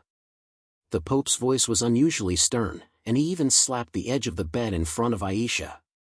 But after that, there was nothing. Although he was full of vigor and anger, he didn't know where to start. Thousands of words seemed to be stuck in his chest. The Pope's face was red from holding it in. Bane looked on from the side and sighed. What is love? This is King love. No matter how awesome you are outside, turning your hand over to create clouds and rain with a flip of your hand. No matter how much you despise everything, in the eyes of others, you are frivolous, laughing and cursing, unbridled and unbridled. But once you are in front of that person, you will be terrified. Even if you have 120% reason, but when you talk to her, you will carefully choose your words and ponder over it. Even if you are extremely sullen. But Your Majesty the Pope, even if you take care of Aisha's emotions, this is not the time. Aisha glanced at the Pope, and the Pope stared back, not giving in at all. After about 3 or 4 seconds, Aisha finally shook her head and sighed. That's good. Since the demon god race has revived, the first to be notified is the Snow Wind Empire. But this place is not suitable for me to go. You go by yourself. Aisha's low and flat tones seemed to contain some anger. Bane instinctively shrunk his neck, turned his head to look at the Pope, and sighed in his heart that His Majesty the Pope was indeed mighty. Good. The Pope suddenly beamed with joy. When the Church of Light destroyed the witches, the Snow Wind Empire had the attitude of a bystander. To some extent, it was the Snow Wind Empire that betrayed the witches, resulting in Aisha being the only one left among the witches. With Aisha's character, it was already beyond the Pope's expectations that she would agree to let the Pope inform the Snow Wind Empire at this time. At this time, one more preparation was one more chance of winning. If there was enough time, the Pope felt that the Snow Wind Empire should be able to drive back the mobile city outside the volcano. Back to the place where it should be guarding. The Snow Wind Empire's northern line of defense, to guard the vast ice field. As long as that thing was there, the Pope was confident that no matter who the enemy was, the human race would have the power to fight. Right. The Pope seemed to have suddenly thought of something, and his eyes instantly lit up. Can we have the dwarf race lend us the god-slaying cannon? In the battle with the Red Disaster, the dwarf race's 5 god-slaying cannons suppressed the mobile city to the point that it could not take a single step forward. This scene left a deep impression on everyone. If the human race could use this kind of weapon, it would be like adding wings to a tiger on the battlefield against the demon god race. It's just that, although this kind of ideal was perfect, an ideal was just an ideal and not reality. So much so that Aisha fell silent after listening to it. Bane could not help but facepalm, thinking that this was too whimsical. The dwarf race had moved to the volcano because of the battle with the Snow Wind Empire. If not for Jilin wanting to get a sword to play with on a whim, the dwarf race would have been exterminated. At this time, if you let the dwarf race lend the god-slaying cannon to the Snow Wind Empire, wouldn't the dwarf race be worried that the Snow Wind Empire would turn around and blast the dwarf race the moment they got the god-slaying cannon? It's impossible to let the dwarf race lend the god-slaying cannon, just like how you won't lend the scepter to others. Aisha rarely did not ridicule the Pope's low IQ. In Bane's view, this could be considered as differential treatment. But the Pope was completely unaware. In the next instant, he took out a scepter from who knows where and handed it to Aisha, saying casually, "Here, take it and play with it." It was the genuine Pope's scepter. Aisha and Bane were dumbfounded for a moment.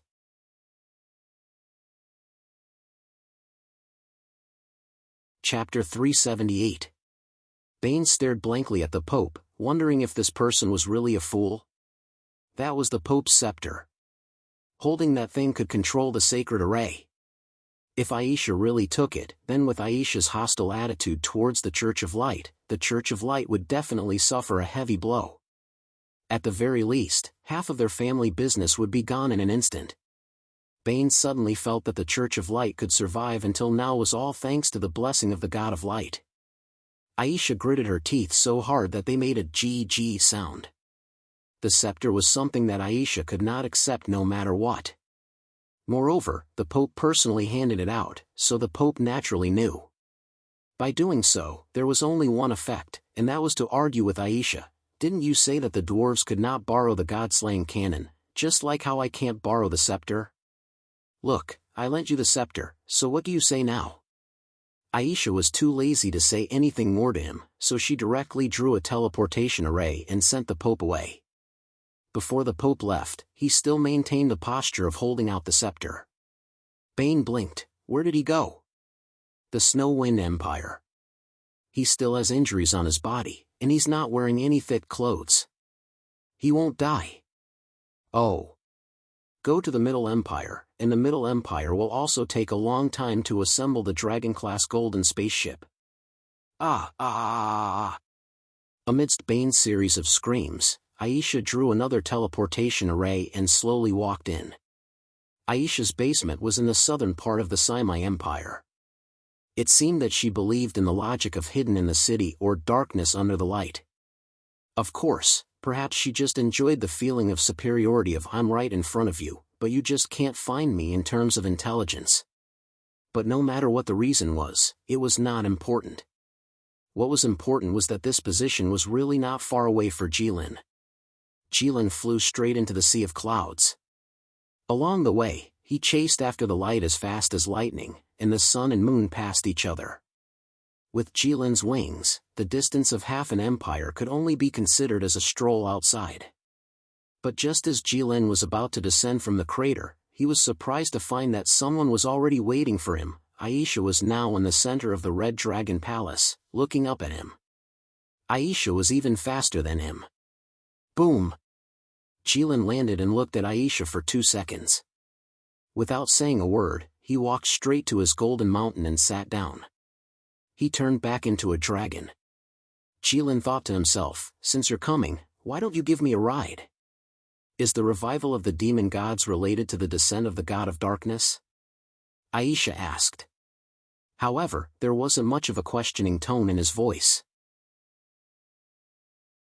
When the god of darkness left, Jilin went to the Elven Island and received news of the Demon God clan's revival. The timing of these two events was too coincidental. With Aisha's intelligence, she was naturally able to connect the two events in an instant. Jilin was taken aback. "You still care about this?" Aisha's question shocked Jilin quite a bit. It was as if he was watching a lion eating a rabbit. The lion was eating happily, but suddenly worried about whether or not the rabbit was in pain. Didn't she find it unnecessary and hypocritical? Even if the rabbit was in pain, wouldn't the lion eat it? Even if Aisha knew in advance that the Demon God clan would revive, wouldn't she seek those thousands of years of lifespan? She wouldn't. She wouldn't. If it were any other time, Aisha would definitely have retorted to Jilin's provocative question. But this time, after all, it was different. The Demon God clan was a symbol of the end of the world, the end of the prophecy. Now that things have come to this, there's no point in thinking too much. Jilin couldn't help but persuade Aisha when he saw how serious she was. "When do you plan to make your move?" Aisha asked. "In a few decades." Jilin thought for a moment and said hesitantly. "A few decades? What are you waiting for?" "If you're waiting for the moment when humans suffer heavy losses, I don't think it will take that long. I'm waiting for Staya to die." In the eyes of the world, Staya has already killed me. She should be the one leading the Church of Light and the Saimai Empire now. Because her identity is suitable, and she's a great hero of the human race. Ha ha ha, I can't expose her. Before she dies, I can't reveal my true form in front of others. And according to the Elven Queen, if I use my human form, I definitely won't be able to defeat the Demon King. So I'm waiting for Staya to die before I can fight the Demon King with all my strength. The Elven Queen actually knows about the Demon King's strength? What did she say? Very strong. She thinks I can't defeat the Demon King. What? Aisha gasped. All the previous arrangements were built on the condition that Jilin could defeat the Demon King. If Jilin couldn't defeat the Demon King, then all of his previous plans would be like a building built on quicksand, vanishing into thin air in an instant. Why are you panicking? Jilin rolled his eyes at Aisha. His giant golden eyes moved, making people think that a giant golden rock was rolling towards him. She said that, but I don't believe it. Just because she said I can't defeat the Demon King, I can't defeat the Demon King. No, you can't wait until Staya dies, Aisha said firmly. You have to make a move while the third prince is still alive. In this world, the only person who could help Jilin defeat the existence that he couldn't defeat, Aisha could only think of the third prince. As for Jilin's thoughts, Aisha didn't consider it at all. She would rather believe it than not. What kind of existence was the Elf Queen? She was a top life form that had existed since ancient times. Her vision and knowledge were top-notch. Aisha didn't believe that she was wrong. Jilin closed his eyes and ignored Aisha. What Demon King? After all, he was just a creation of the God of Darkness. And Jilin was a life form on the same level as the God of Darkness. If he could inherit the position of the Dragon King, he would be able to compete with the God of Darkness. How could he be afraid of a Demon King? What a joke! Time passed quickly, and the 4 seasons rotated. In the blink of an eye, 2 seasons had passed. Once Jilin slept, he slept for 2 years. Moreover, there was no sign of him waking up. During this period, the Pope came once, but he couldn't even enter the Red Dragon City. Because when he came to the Red Dragon City, he saw the dwarfs guarding the city. The Pope was overjoyed and said that he wanted to see the Dwarf King. When the dwarfs guarding the city saw that he was the Pope, they gave him face and really called the Dwarf King over.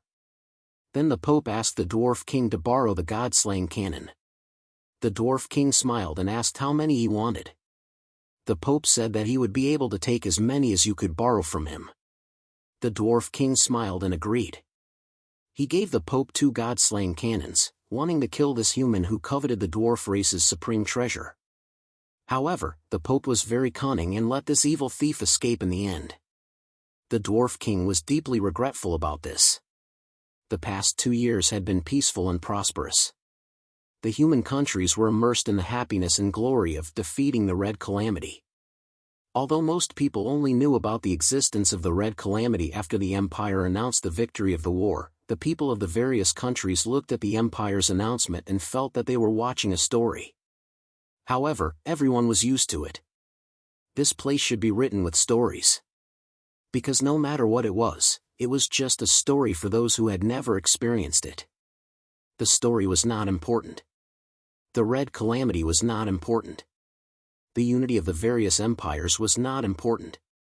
The Divine Dragon Empire changed to the Red Dragon Empire was not important. The Orcs occupied more than half of the Nanshin Empire was not important. The birth of Holy Queen Staya was not important. Then what was important? What was important after reading the story was what was important.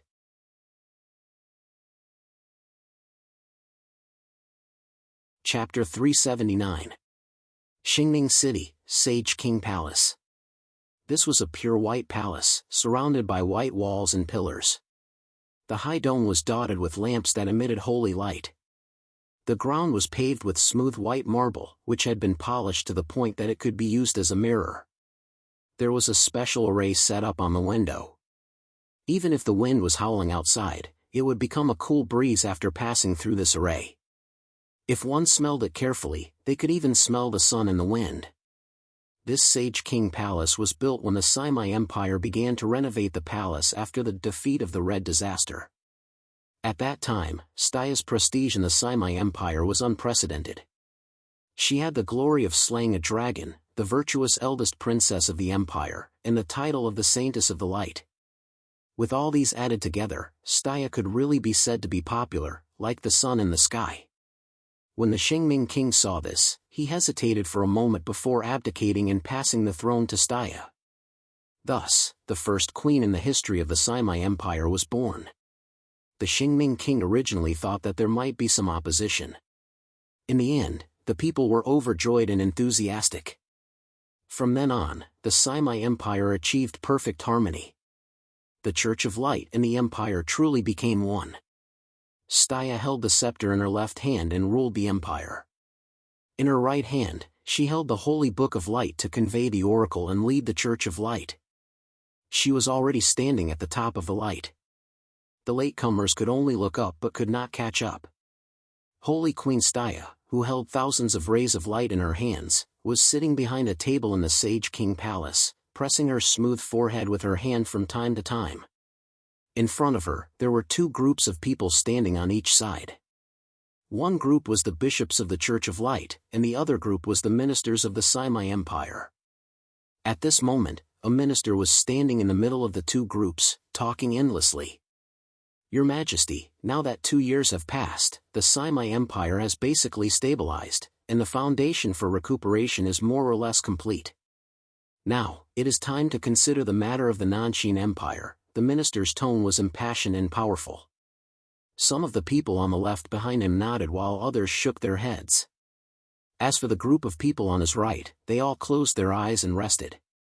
It was obvious that they were saying, "You can say whatever you want, we're just here to gather some people." The Church of Light had never interfered in the affairs of the Empire. They only accepted the Empire's request to help the Empire's people when they were in need. For example, helping the citizens treat their illnesses, repair their houses, or kill a demonic beast. As for why these people were standing here, it was completely coincidental. At that time, a bishop came to the Sage King's palace to ask Staya about the Church of Light. Unfortunately, the timing was just right for the Staya conference. Logically speaking, he should have just waited for a while, but the identity of a bishop was highly respected in the Saimai Empire. The guards didn't want him to wait outside, so they let him in. As a result, the bishop was shocked the moment he entered. Buzz buzz buzz, loud noises filled the entire Sage King's palace. Everyone was arguing. The bishop was in a daze and thought that he was in a market. After taking a closer look, the bishop confirmed that it wasn't.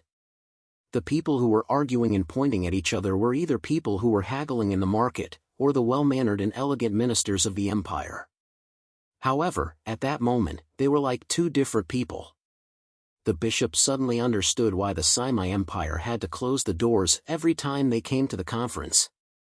It wasn't because they were afraid of leaking secrets. It was because they were afraid of losing their dignity. The people below were arguing in full swing. If the people above didn't want to stop them, they could only sit and watch. The bishop didn't understand what the Staya was trying to do. He only felt extremely angry. He didn't care about the original matter anymore. He stomped his foot and turned to leave. After returning to the Holy Light Church, he told everyone that the Saint of Light was bullied. Although she was sitting on the throne of the Holy Queen, she had to endure the anger of the ministers. The people below were arguing, but the saint couldn't even say a word. When the people of the Church of Light heard this, how could they? If it was in the past, no matter how much the ministers bullied the emperor, the Church of Light wouldn't even bother to look at them. However, not now. That was the saint of the Church of Light. How could the heroes of the human race be bullied by them? For a moment, the Church of Light was filled with righteous indignation. Some of the older female bishops who were soft-hearted even secretly wiped away 2 drops of tears. After that, the Church of Light used various methods and their reputation in the Semi Empire to forcefully take half of the position in the Semi Empire's court. From then on, the ministers of the Semi Empire didn't dare to make a scene in front of the Staya. Staya sighed in her heart. The incident in the Nanshin Empire was like Jilin stabbing the human race in the back.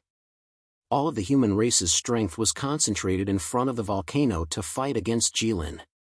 Only the Middle Empire had a backup plan to defend against the Red Dragon Empire. Therefore, the orcs took advantage of the Nanshin Empire's weakness and quickly took over half of the Nanshin Empire's territory. This slash was truly too powerful. With one slash, more than half of the Nanshin Empire was gone. If the new king of war hadn't quickly organized the various forces in the Nanshin Empire and stabilized his position on the throne, half of the Nanshin Empire would have been gone. Although the minister was right, the Semi Empire shouldn't ignore this matter no matter how you looked at it. Even if they didn't help the Nanshin Empire take back their territory, this matter was still profitable. However, the problem was, Staya knew that Jilin wasn't dead. She didn't want to fight against the orcs. The Middle Empire hadn't made a move yet. This meant that the third prince didn't believe that Jilin was dead either. As for the Red Dragon Empire, it was no longer part of the human camp. No one else made a move, but you did. Who do you think you are? Just as Staya was thinking of how to get away with it, a series of urgent bell sounds were heard. Clang, clang, clang. Staya suddenly stood up and looked at the door. Everyone in the palace turned to look at the door without exception. A guard moved extremely fast and ran across the entire palace in an extremely short amount of time with the bell sounds. He rushed into the palace. All the important figures immediately made way for him without exception. Reporting, Your Majesty, the ancient beacon fire has been ignited. Ancient beacon fire? Staya squinted her eyes. Of course, she knew about the ancient beacon fire. If one of these things was ignited, all the ancient beacon towers in the world would be set ablaze. Normal people couldn't ignite this thing, and no one would ignite it easily. The last time it was ignited was when Jilin broke into the sacred city and captured Staya. The sacred king ignited it. As for the previous time, it was too long ago, and the history books didn't record it in detail anymore. So, why was it ignited this time? Who ignited it? Staya asked. It seems to be spontaneous combustion, the guard stuttered and said suspiciously. Staya squinted her eyes again. This time, her eyes almost became a line. Because she suddenly thought of a legend, on the day when the devil awakens and the world is about to be destroyed. The beacon fires of the world will burn together. This was a warning from God. He warned everyone that disaster was about to come. The moment of life and death was about to arrive. This was the time to fight and fight.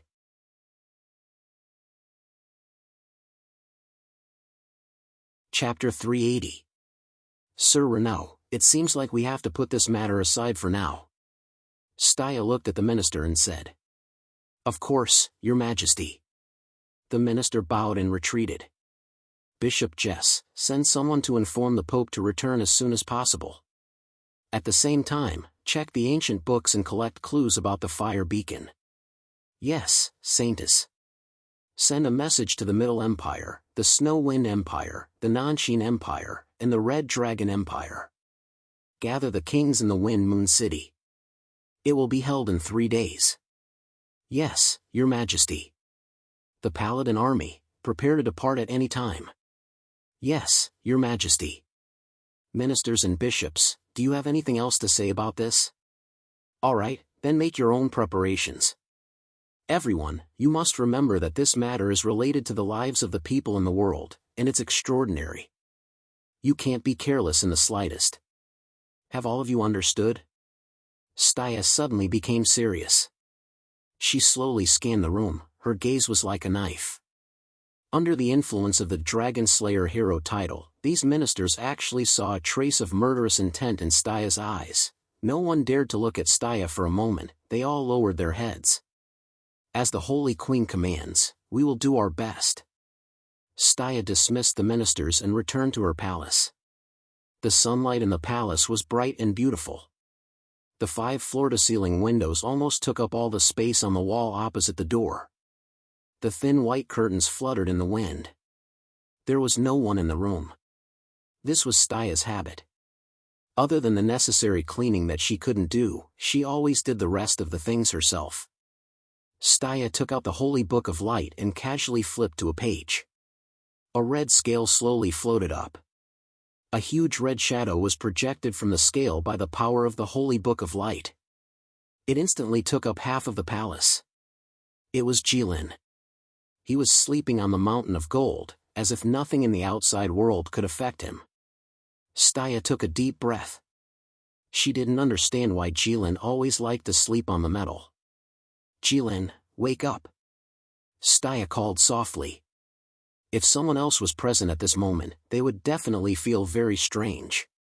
Not to mention that the two of them were now half an empire away. Even if the scale had the ability to transmit sound, it was indeed unrealistic to wake Jilin up by calling him Staya. Back in the Snow Wind Empire, after Jilin had accidentally fallen asleep, Aisha had released a top-tier offensive spell like Elemental Fusion in order to wake him up. But strangely, when Staya called out to him softly, Jilin actually started to slowly wake up. This was the true function of the red scale. Summon Jilin. Staya's voice sounded directly in Jilin's mind. Therefore, even though Jilin slept like a log, he was still woken up by Staya. Jilin tried hard to open his eyes. After a few attempts, he finally opened them completely. Staya thought it was a bit funny. She could actually see the word sleepy from Jilin's ferocious and majestic golden pupils. Jilin was very surprised to see Staya. Staya, I gave you the scale. Why did you only contact me now? Yes, ever since the dragon-slaying battle, these two golden partners who had deceived the entire human race had never met each other again. Even if the sky suddenly darkened for some time not long after, it was still the same. Jilin thought Staya would contact him for such a big matter, because there was no need to contact you. Staya said coldly, you still took away half of the southern Exian Empire's land in the end. What are you talking about? Many orcs died in that battle. I had to let the orcs get something, right? Jilin said. How did you make the entire human race not realize that the orcs on the volcano were only a portion of the orcs? Jilin chuckled and said proudly, you have to talk about your holy grimoire. That healing magic is really useful. No matter how injured he is, as long as he doesn't die, he can recover in a short time. Then, he can immediately return to the battlefield. This way, he can be used as two people. Jilin said happily. Obviously, being able to deceive the treacherous and cunning humans was something to be happy about. What will it take for you to return the territory to the humans? Humans can give away the money they get, but beasts won't give up on the prey they killed. Okay. Staya nodded and was surprisingly straightforward. Jilin was stunned.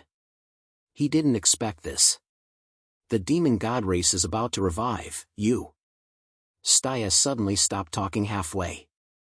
She wanted to ask Jilin if he knew about this, but on second thought, this guy had slept for a long time. How could he know about what just happened? But Jilin's next words were completely out of Staya's expectations. The demon god race, they're out? That's pretty fast.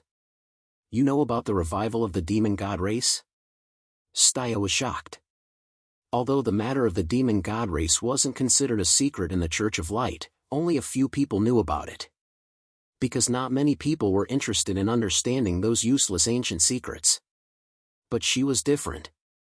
As the saintess, she had the responsibility of passing down the knowledge of the Church of Light, so she had to know everything. But how did Jilin know? When they first met, this guy didn't even know how to read. Yeah, I know, Jilin said. How do you know? I saw the god of darkness awaken them with my own eyes. Staya immediately thought of the sudden darkness 2 years ago. You knew about this 2 years ago? Yeah. Then why didn't you tell me? I was sleeping, and you didn't ask, you. Staya opened her eyes wide and was about to scold Jilin. Do you know what the revival of the demon god race means? I know, Jilin said lazily. Isn't it just a frozen world, or the end of the world? Staya was stunned. Jilin's nonchalant attitude made her lose her temper. The revival of the demon god race requires all the races in the world to unite. This isn't just a matter of the human race. Staya's tone softened a little. Unknowingly, most of the non-human races in the world were already under Jilin's command. She had to convince Jilin about the matter of the races fighting against the demon god race together. Unite all the races? Jilin dragged out the last word, unite. His meaning was self-evident. Humans had bullied the other races for many years, and the other races' lives had just improved. Now you want to unite? Why? Humans have a saying, when the sky collapses, the tallest person will stand on it. Now it's obvious that humans are the tallest in the world. You guys can stand on it first, and we'll talk about it when you're about to collapse.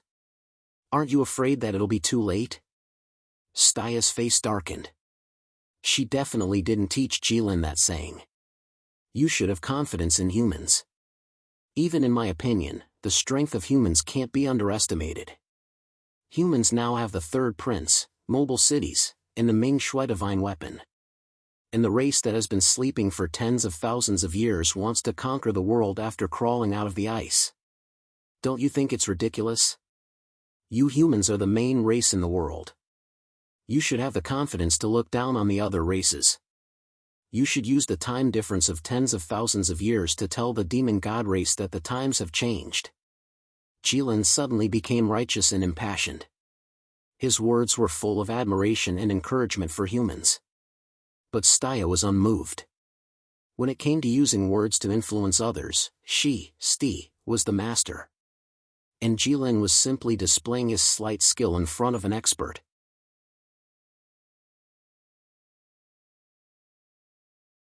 Chapter 381. Staya looked at Jilin, but couldn't say anything. Because she knew clearly what Jilin thought of humans and his attitude towards them. Staya felt that it should be fine to ask him to help her alone. But to ask him to help the entire human race, or rather, to ask him to lead the other races to help the human race, Staya felt that it was indeed a bit difficult. And Staya felt that what Jilin said was not unreasonable. Humans had been developing for so many years and had been at the top of the world for so many years. Their strength was already incomparable to before. Now that they were facing a top race that had been sleeping for tens of thousands of years, Staya felt that they might be able to defeat them. But being able to defeat them was one thing, sacrificing a lot was another. Ignoring everything else, how much help could the dwarf race bring to the humans? So they had to fight for what they should fight for, because it would save countless human lives. The end of the world is not a matter of the human race, Staya said in a low voice. Every race in the world has the responsibility to defend against the demon god race. Jilin blinked and ignored her. Who cares about you? The demon god race came from the north, so the humans should be the first to be attacked. Why didn't you think of this day when you were fighting for territory? If the demon god race comes, they'll definitely attack you humans first. We'll just watch from behind and not move. What can you do to me? We'll just watch you fight to the death. We don't care who wins. If the humans win, you'll also be greatly injured. We'll take advantage of the situation then. If the demon god race can destroy the humans, that's great too. When the time comes, Jilin will personally take action and lead the beast men to fight against a tired army that just finished a battle. What would that be like? When the time comes, they can unify the world and fulfill the dragon race's wish. Wouldn't that be perfect? Seems like you're determined to let the humans fight first. You don't care anymore? Staya said. Jilin still ignored her. No matter what you say, why should I care? You said before that if the sky falls, the tall ones will hold it up. That's right. Staya suddenly said, but I like another way of saying this: with great power comes great responsibility. Jilin, in this world, you are the tallest and most capable one. Jilin suddenly turned his head and looked at Staya. His golden eyes were slightly brighter. Staya looked straight into Jilin's eyes. Her eyes were clear and bright, and she didn't move at all. Jilin sometimes found it strange that Staya could look into his eyes without a trace of fear or retreat. Staya's strength was not the best among the humans that Jilin had met, but she was the only one who could face him without fear like Staya. Even Aisha would lean back slightly when she suddenly made eye contact with him. As for Bane, he was even more screwed.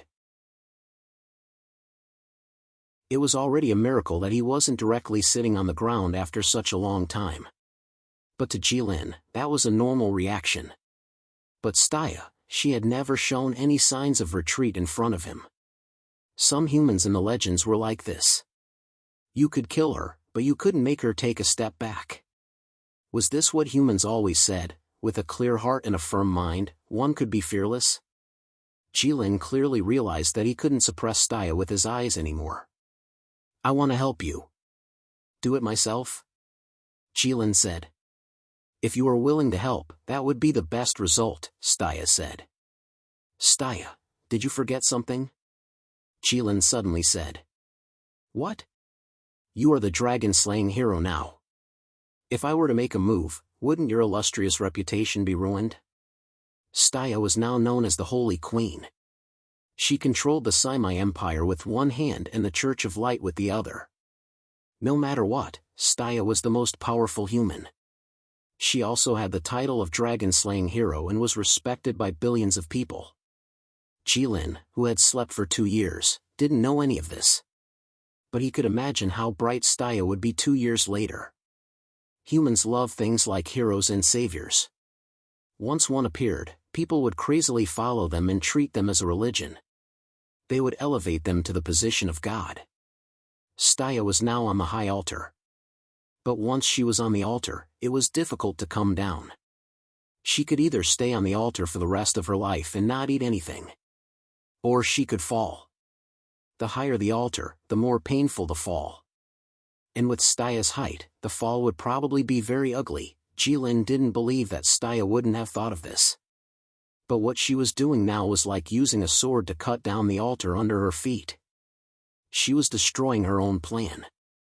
If the situation back then really required you to do it, it would be worth it even if I lost my reputation, Staya said without any hesitation. This caused Jilin to feel somewhat helpless. You couldn't do anything about this kind of person. She didn't have herself in her heart, only righteousness and the people of the world. You could disagree with her in your heart and criticize her in your heart, but you couldn't say anything against her. No. Jilin shook his head and refused. Staya's eyes dimmed. She was a little disappointed, but she wasn't surprised. Jilin's refusal was expected. Just as Staya said before, every race and every life in this world had a responsibility to fight against the demon god race. But only Jilin didn't. It was obvious that he wasn't a creature of this world. Alright, you can't do it, but can you lend me the god-killing cannon? It had to be said that the Saintess and the Pope were both top existences of the Church of Light. They had some chemistry. They both stared at the dwarf race's strongest weapon at the same time. Unfortunately, Jilin shook his head again. Firstly, the dwarf race is very determined not to lend the god-killing cannon to the humans. You know that they aren't my subordinates, they're just neighbors who have a good relationship with me. They don't listen to my orders, so I can't do anything about it. Secondly, the god-killing cannon's energy source comes from magma. There's no problem using it on this volcano, but if it's moved elsewhere, it'll be a pile of scrap metal. In other words, you humans can't use it even if it's given to you. Staya looked coldly at Jilin. She naturally knew about the second condition, and she already had a plan in mind.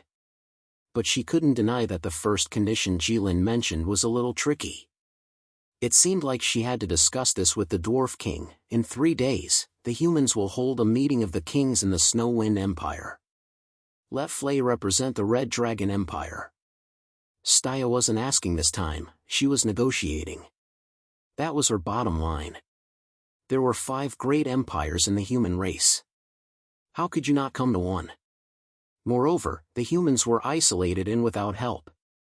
The humans should make full use of their own strength. Jilin thought for a moment. That's fine.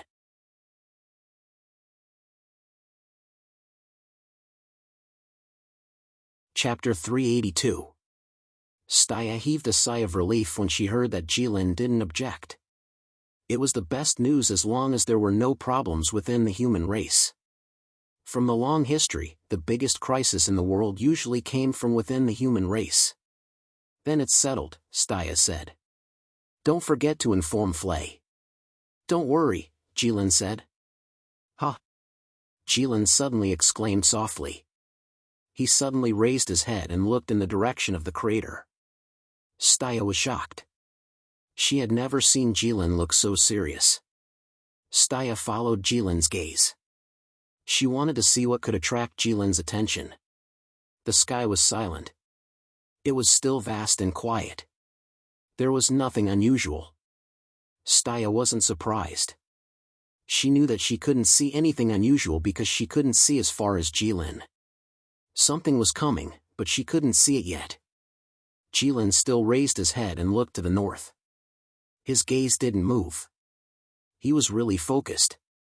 After a while, Staya finally saw a flash of light in the sky. It was a sparkling dot. It was like a shining star in the daytime. Even the sun couldn't cover its brilliance. It was like a comet falling towards them. The comet drew a long trajectory and accurately landed at the crater. It landed in front of Staya and Jilin. Walala, the comet in the sky wasn't a physical object. It was a pure and enormous ball of ice energy. But the moment it landed, it created a huge ice pillar and instantly blocked the crater. This is? Staya was shocked. She wondered what was going on. Who would throw such a huge block of ice? But the ice didn't have any energy waves. It was just a normal block of ice. It couldn't hurt Jilin, no, it was hard to hurt her, let alone Jilin. The appearance of this piece of ice had only one purpose, and that was to enrage Jilin. Staya glanced at Jilin's expression. She felt that if the person who threw the ice cube really wanted to anger Jilin, he had undoubtedly succeeded. It's the Demon King.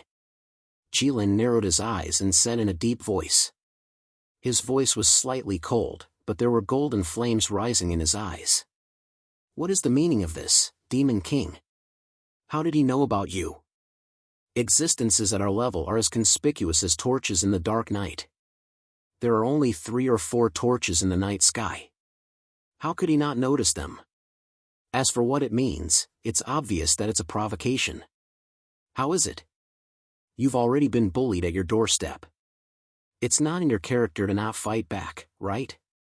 Should we work together with the humans? Staya smiled. She felt that this was her chance. No need. Jilin glanced at Staya. I've already been bullied to this extent. How can I wait for you humans? Jilin turned into his human form after he finished speaking. A pair of wings appeared on his back. He spat out a small ball of fire and instantly melted the huge ice cube. The ice cube turned into water. The moment it fell into the lava below, a large amount of white steam rose up. Staya felt a strong wind blowing up from below. She was standing in the wind. Staya took out her holy sword and stabbed it into the ground to stabilize herself. White steam rose up around her. She couldn't see anything. When the steam dissipated, Staya was finally sure that Jilin had left. Staya stomped her foot angrily. She felt that Jilin was still brainless.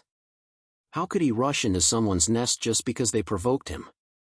He must have prepared everything and set up a trap. He was just waiting for you to fall into it. But on second thought, Staya was not so anxious anymore. Perhaps Jilin wasn't wrong. Even if he had set up an inescapable net and set up an ambush on all sides, so what? Even if they fought, it would only be a battle between Jilin and the Demon King. Just like the battle between the humans and Jilin.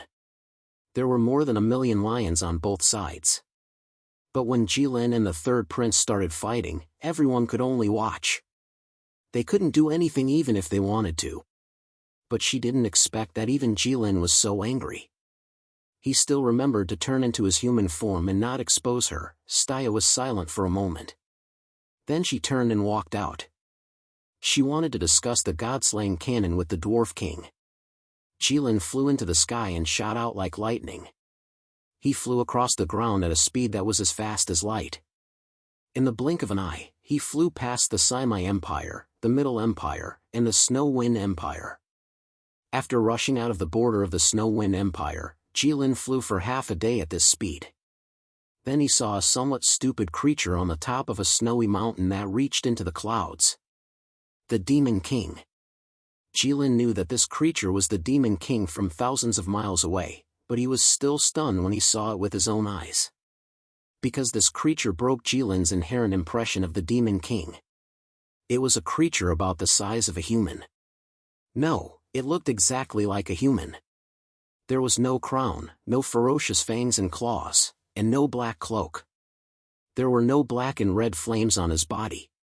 Not only that, he didn't even have a piece of clothing on him. He stood in the wind and snow in the knife-like high altitude. His upper body was bare, and his feet were bare. He only had a pair of worn-out trousers on him. At this temperature and altitude, if a human stood here dressed like this, theoretically, they could last at most an hour. But in reality, it would take less than 5 minutes for a human to see God.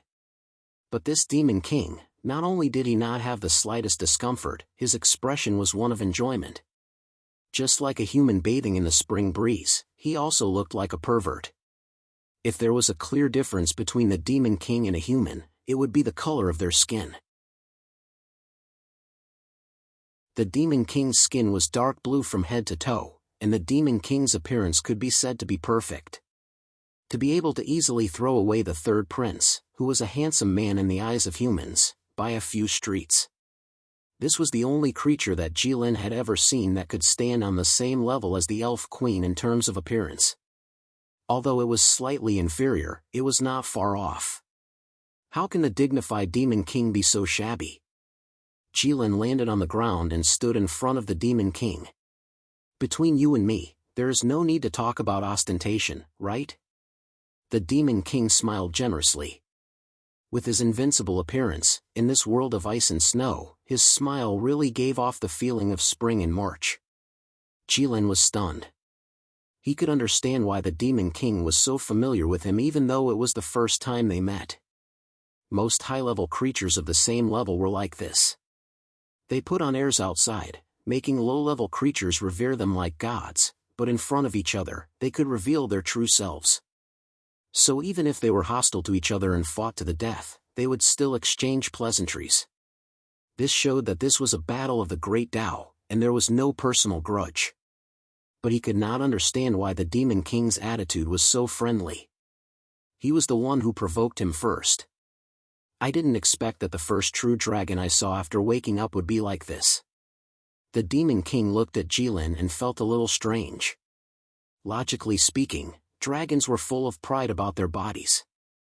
Although they had the ability to change their appearance, they would not do so easily. What do you mean by throwing ice at my house? Jilin said in a deep voice. Jilin took a step forward. With this step, even the cold wind seemed to become colder. For a moment, swords were drawn.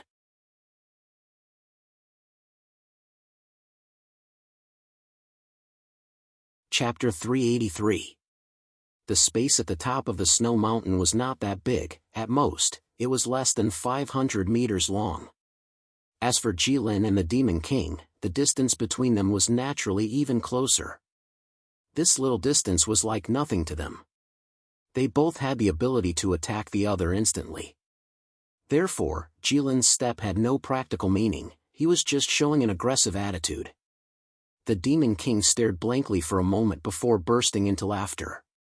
Then, he bowed to Jilin in a meticulous manner. Now it was Jilin's turn to be flustered.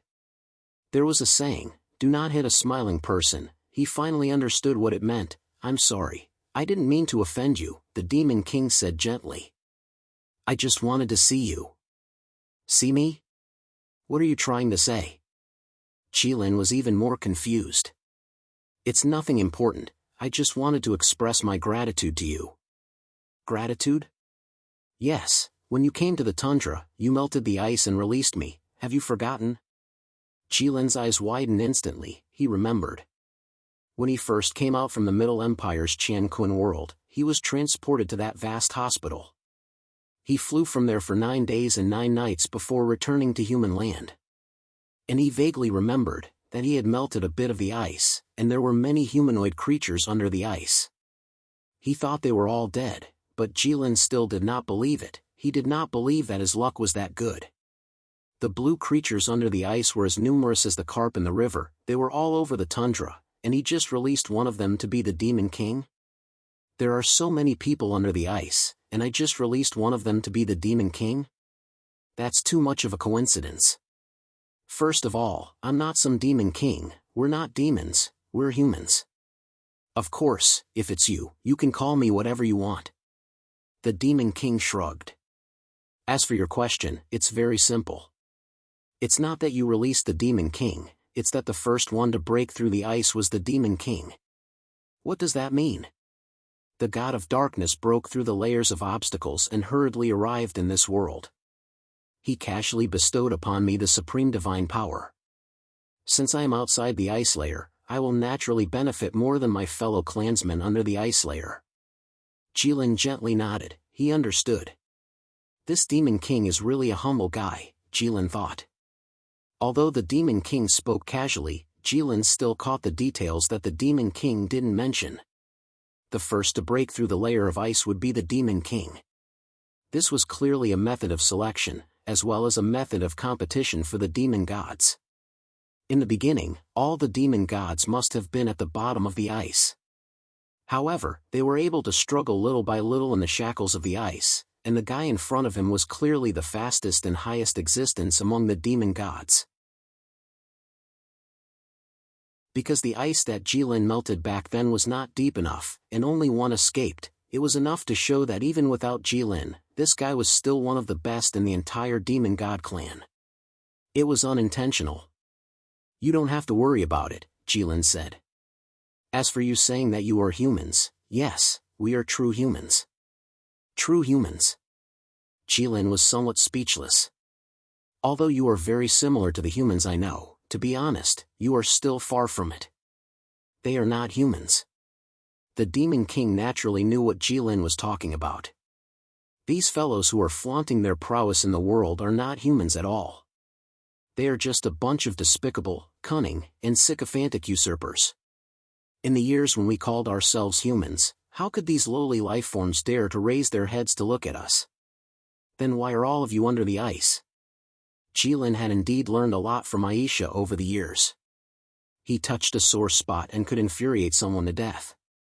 Even the Demon King, who appeared to be well-mannered and had the demeanor of a true aristocrat, was stabbed by this sudden sentence that was as sharp as a knife. Jilin seemed to have suddenly struck out with his saber without any warning, but it struck the Demon King's Achilles heel. The Demon King composed himself and calmed down. Because we were careless. Jilin nodded and thought to himself that all the failures in the world could be attributed to these 3 words.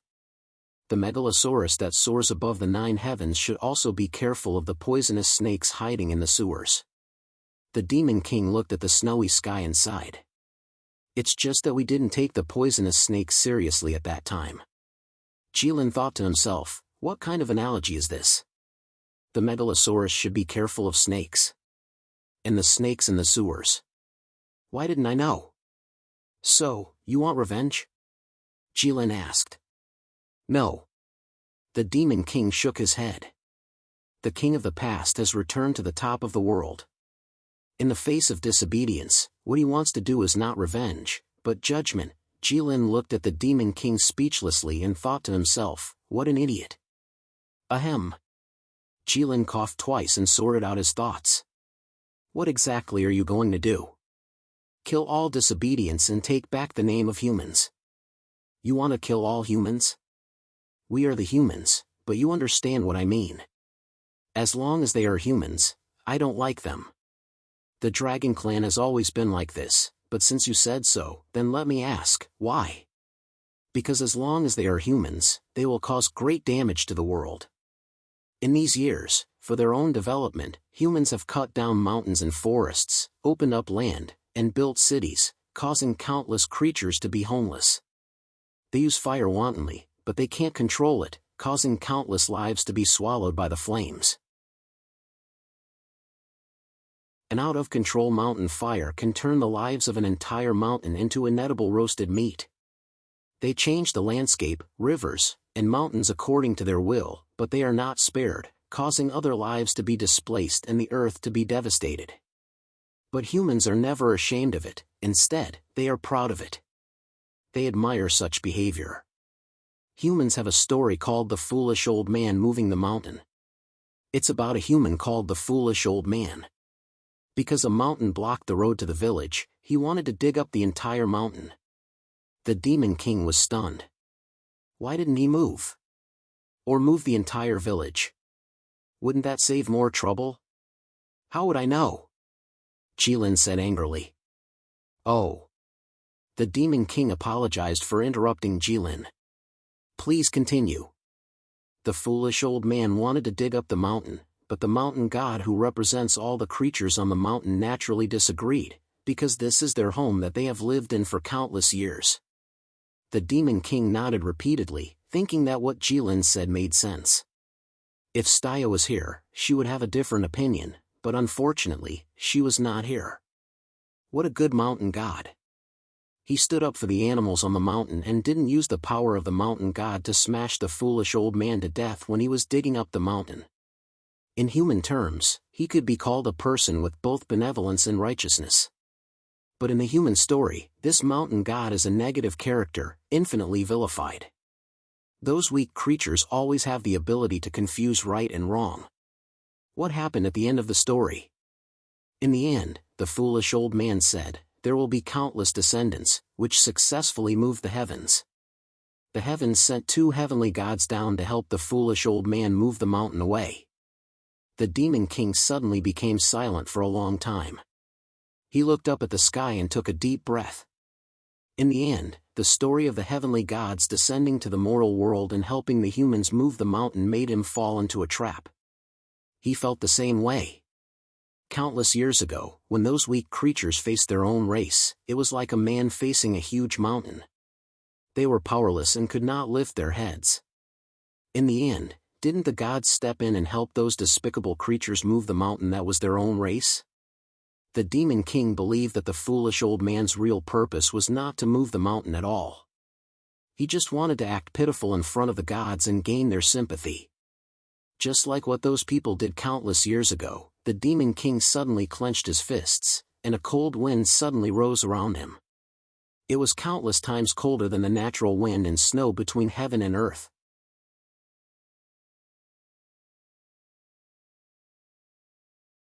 Chapter 384.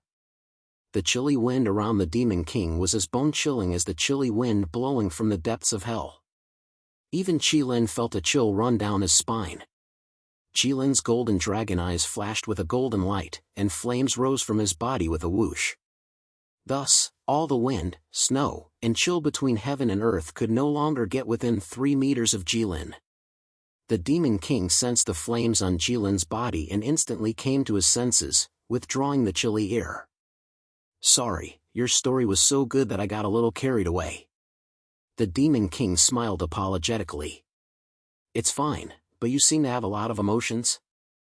"It's just some memories of the past, it's not worth mentioning." The Demon King spread his hands. "But in the years that we've been asleep, the crimes that humans have committed are too numerous to be recorded. It seems like you don't like the way humans do things. How about it? Do you want to join us? If you and I join forces, we can easily destroy any enemy in this world." "Is that so?" Jilin did not deny it. Putting aside the fact that there was no such thing as true trust between the two of them, even if they could fight side by side without holding back, Crimson Lyn didn't want to fight the Elven Queen with this Demon King. But if such a day really came, Jilin only hoped that he would be the one to run away quickly. Jilin's attitude stunned the Demon King. "Do you think there's a creature in this world that we can't defeat even if we join forces? Let's not talk about that for now. If you don't provoke her, she won't come out to attack you," Jilin said. "What I mean is, I won't stand on your side or the human's side. Because it's the same to me no matter who's on the side." "Then, what's your goal? Or, what's the goal of the Dragon Clan?" "That can wait until you've killed all the humans." "Oh, so you won't stand on the side of those rebels, right?" "Of course." "Good, then please enjoy the show of genocide." The Demon King raised his hands, his voice was exaggerated and full of enthusiasm, just like a human stage actor. The biggest variable in this world no longer existed. The Demon King was in a very good mood. Jilin looked at the somewhat neurotic Demon King and did not doubt that it would be a good show. As long as one was a human, they would be able to play the role of genocide very well. Because in this aspect, human was an expert and was very familiar with it. They have lives. When will you make your move? This. The true human race's return to the world stage requires a grand opening. Jilin understood. This guy still wanted to prepare properly. It sounded like it would take a lot of time. But it wasn't too surprising. This guy looked like an artistic youth who liked this kind of style. The opening of such a big show naturally had to be announced. About 30 days later. The Demon King still gave a rough time. Jilin was the only person in the world who was qualified to watch the show. The Demon King did not want him to accidentally fall asleep and miss the show. "All right." Jilin nodded. "Maybe it's just an unnecessary move, but I'll kindly remind you not to underestimate those people." "Oh." The Demon King clicked his tongue in wonder. "I didn't expect that the dragon race who only has eyes above the clouds would actually say such words. But, I'll say it again. We are the real humans. There's no difference. In my eyes, you are all humans.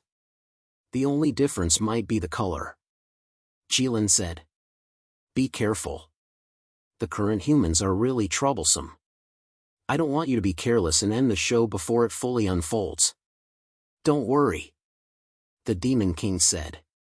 "By the way, if you really exterminate the human race, with your physique, how are you going to get along with other races?" Jilin had long noticed that there was an extremely cold aura corroding the surroundings around the Demon King. If not for Jilin being here, any other living being would have already been frozen solid. "What other races?" The Demon King frowned, his face filled with confusion. "Understood." Jilin was enlightened. He thought to himself that he had been careless. With his physique, there was no way he could get along with other races. Everywhere he went, rivers would be frozen, mountains would be sealed by snow. This guy probably had never seen other living beings before. This true human was even more human than human. Jilin sighed. He took out the dragon scale sword and transformed back into his dragon form. A gigantic red megalosaurus suddenly appeared on the peak of the mountain. He was even bigger than the peak of the mountain. In the wind and snow, his body was emitting scorching flames. The red greatsword in his hand was a true greatsword, even for someone of his size. That sword was obviously a peerless weapon. Just its appearance alone was enough to make people tremble in fear. It seemed like it could cut the mountain in half. Now that we're done with the greetings and business, shall we? Jilin made an inviting gesture. Sure. The Demon King happily agreed. Red Dragon Palace's 20th floor. A world filled with fire and iron. Staya was chatting with the Dwarf King in front of a huge forging furnace. The Dwarf King looked impatient. It was as if a bug had just flown into his mouth and he was waiting for Staya to leave so he could spit it out. Although the Dwarf King's impatience was written all over his face, Staya didn't care about the atmosphere at all. She was still talking about how it was right for the dwarves to lend the humans the god-killing cannon. The Dwarf King didn't immediately use the god-killing cannon to attack Staya. Instead, he controlled his temper. It seemed like he was giving Jilin face. One by one, the works of the dwarves passed by the Dwarf King like flowing water.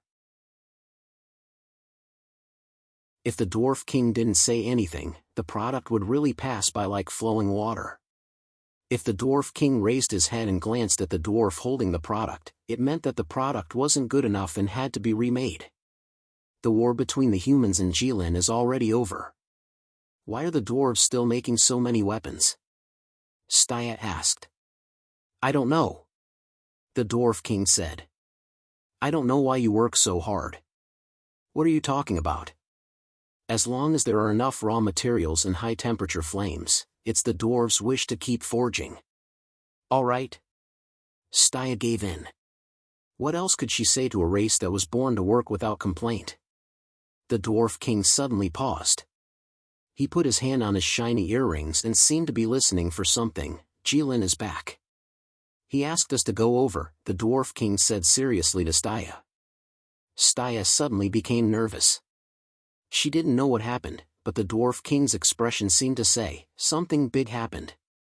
The two hurried down and arrived at the Red Palace. When the two of them arrived, Jilin was lying on top of the Golden Mountain. He looked exactly the same as before and didn't look any different. However, Staya and the Dwarf King looked at each other. They both sensed that something was wrong with Jilin. You're here. Jilin raised his head and looked at the Dwarf King. How many god-killing cannons do we have now? 13. The Dwarf King didn't know why Jilin suddenly asked this, but he still answered in a hurry. Staya heard this and was shocked. In just 2 years, the dwarves had 8 more god-killing cannons? Lend Staya 3, Jilin said calmly.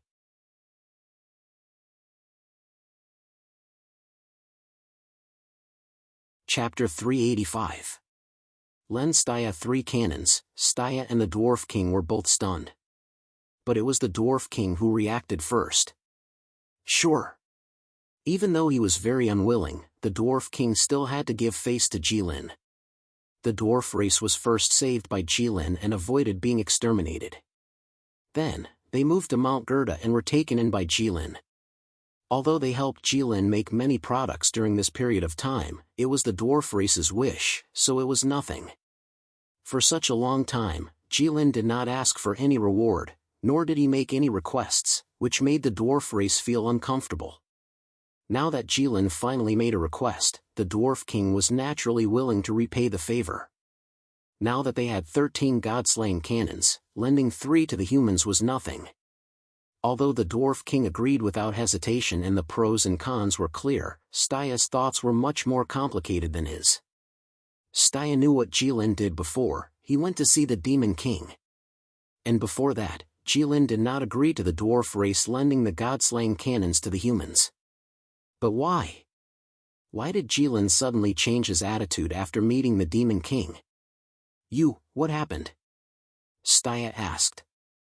Nothing, the demon god race will attack the Snow Wind Empire in about a month. We'll lend you the god-slaying cannons, so get ready, Jilin said. You have 13 cannons, and you're only lending me 3? You want to take a mile after taking an inch? No, I'm just thinking, this is not your style. What style am I? I thought you would ask me for rent, Staya said seriously. Damn it, I was careless. Akira Lin thought to himself. You can forget such a big thing, it means you're very confused now. Staya looked at Jilin and said, and the power of 3 god-slaying cannons is nothing to you. Even if the humans have 3 god-slaying cannons, you won't care. According to your habit, you should say borrow, but not how much. Because they are all the same in your heart. But this time, you said a precise number, 3. I thought you wanted to keep the 10 god-slaying cannons. You fought with the Devil King? You think you need 10 god-slaying cannons to defeat him, right? Staya looked at Jilin and spoke faster and faster. The more she spoke, the more certain she became. Jilin blinked. Actually, it was to avoid Staya's gaze. For some reason, Staya's eyes were honest and straightforward. She always looked at people directly. If this kind of gaze was placed on an ordinary person, everyone would think that this person was inexperienced, not scheming, and had never been schemed against by others. But when this gaze landed on Staya's face, it made people feel that she could see through people's hearts. Her eyes were like the bright sunlight, able to illuminate the deepest darkness in other people's hearts, making all evil and conspiracies unable to hide and completely exposed under her gaze. Sometimes, Jilin felt that Staya's eyes were even more powerful than his golden dragon's eyes. His eyes could go up to the sky and down to the underworld, and Staya was 10 times more powerful than him. Actually, Jilin knew that the so-called seeing through people's hearts was just an illusion. It was a sense of inferiority that ordinary people felt when they saw Staya, who was too clean and bright. But Jilin did not know why he would feel this way under Staya's gaze. She was just a human. He did not do anything, all he did was scheme a little, fine. Jilin suddenly understood why most of the saints in human history didn't have a good life. They either lived miserably or died heroically. Most of them were like that. It was because they were too tall, too clean, and compared to everyone else in the world. Before you were born, everyone was shamelessly seeking personal gain, fighting for power and profit. They would do anything to get what they wanted. It was so normal that they could even shout slogans like "every man for himself." Then, when you came out, everything changed. What was originally normal suddenly became despicable. What was originally normal suddenly became scum. No one wanted to be scum, so what could they do? It was too difficult to change themselves, but it was easy to kill you. You were the only one who was sober when everyone was drunk, making others look like lunatics. It was easy to get you drunk and drive you away. It was another joyous banquet. In the end, this kind of person was too much of an eyesore. Jilin was silent for a long time without speaking. Staya knew she was right. Was the Demon King really that terrifying? Did Jilin have to rely on the god-killing cannon to compete? I might not lose, but I'm not confident of winning. Staya's expression became complicated. Although Jilin could not see through people's hearts, he knew what she was thinking. So, you two are on par? You can say that. You have 10 god-killing cannons, can you win? It can increase my chances of winning, but not necessarily. What if I don't use these 3 god-killing cannons? It's useless. What if you team up with the third prince? I won't do it. Why? They are very polite to me, so why should I fight with them with my life? The Megalosaurus and the Demon King, even if they are not on the same side, are on the opposite side of humans. Didn't humans say that the enemy of my enemy is my friend?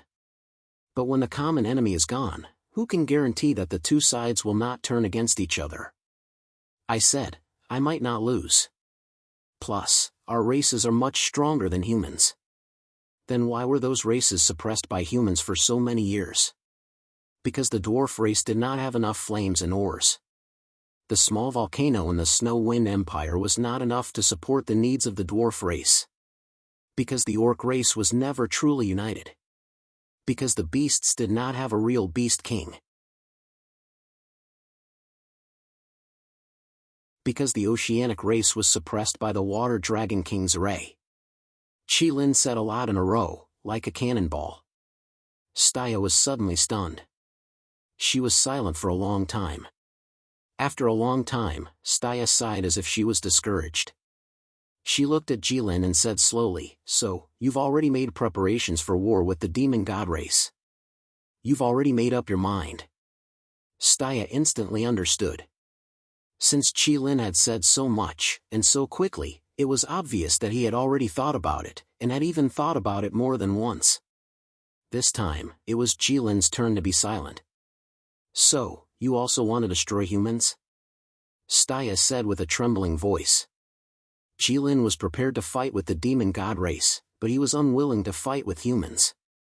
This meant that he wanted to wait until the demon god race finished fighting with humans before fighting with the demon god race. After fighting with the demon king, Jilin judged that he had a chance to fight with the demon god race. From Jilin's point of view, the humans would definitely lose. Was this killing with a borrowed knife? Then why did he still want to borrow the humans' god-slaying cannon? Did he want to use the humans to test the strength of the demon god race? Don't forget, the people of the Red Dragon religion are all your followers. You can rest assured about this, Jilin said.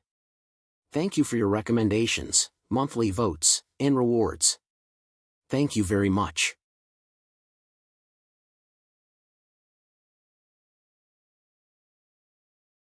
Chapter 386. Staya left. When she left, her back was filled with an inexplicable sense of loneliness. It was like the feeling of being betrayed by friends and family. Jilin shook his head and felt like his brain was damaged. Seeing the loneliness from a simple back was clearly something that only a group of mentally ill humans would do. She seems to have drawn a clear line with us. The Dwarf King seemed to have sensed it too. On this matter, we will part ways in the end, Jilin said. His goal was to rule a world where all races were equal.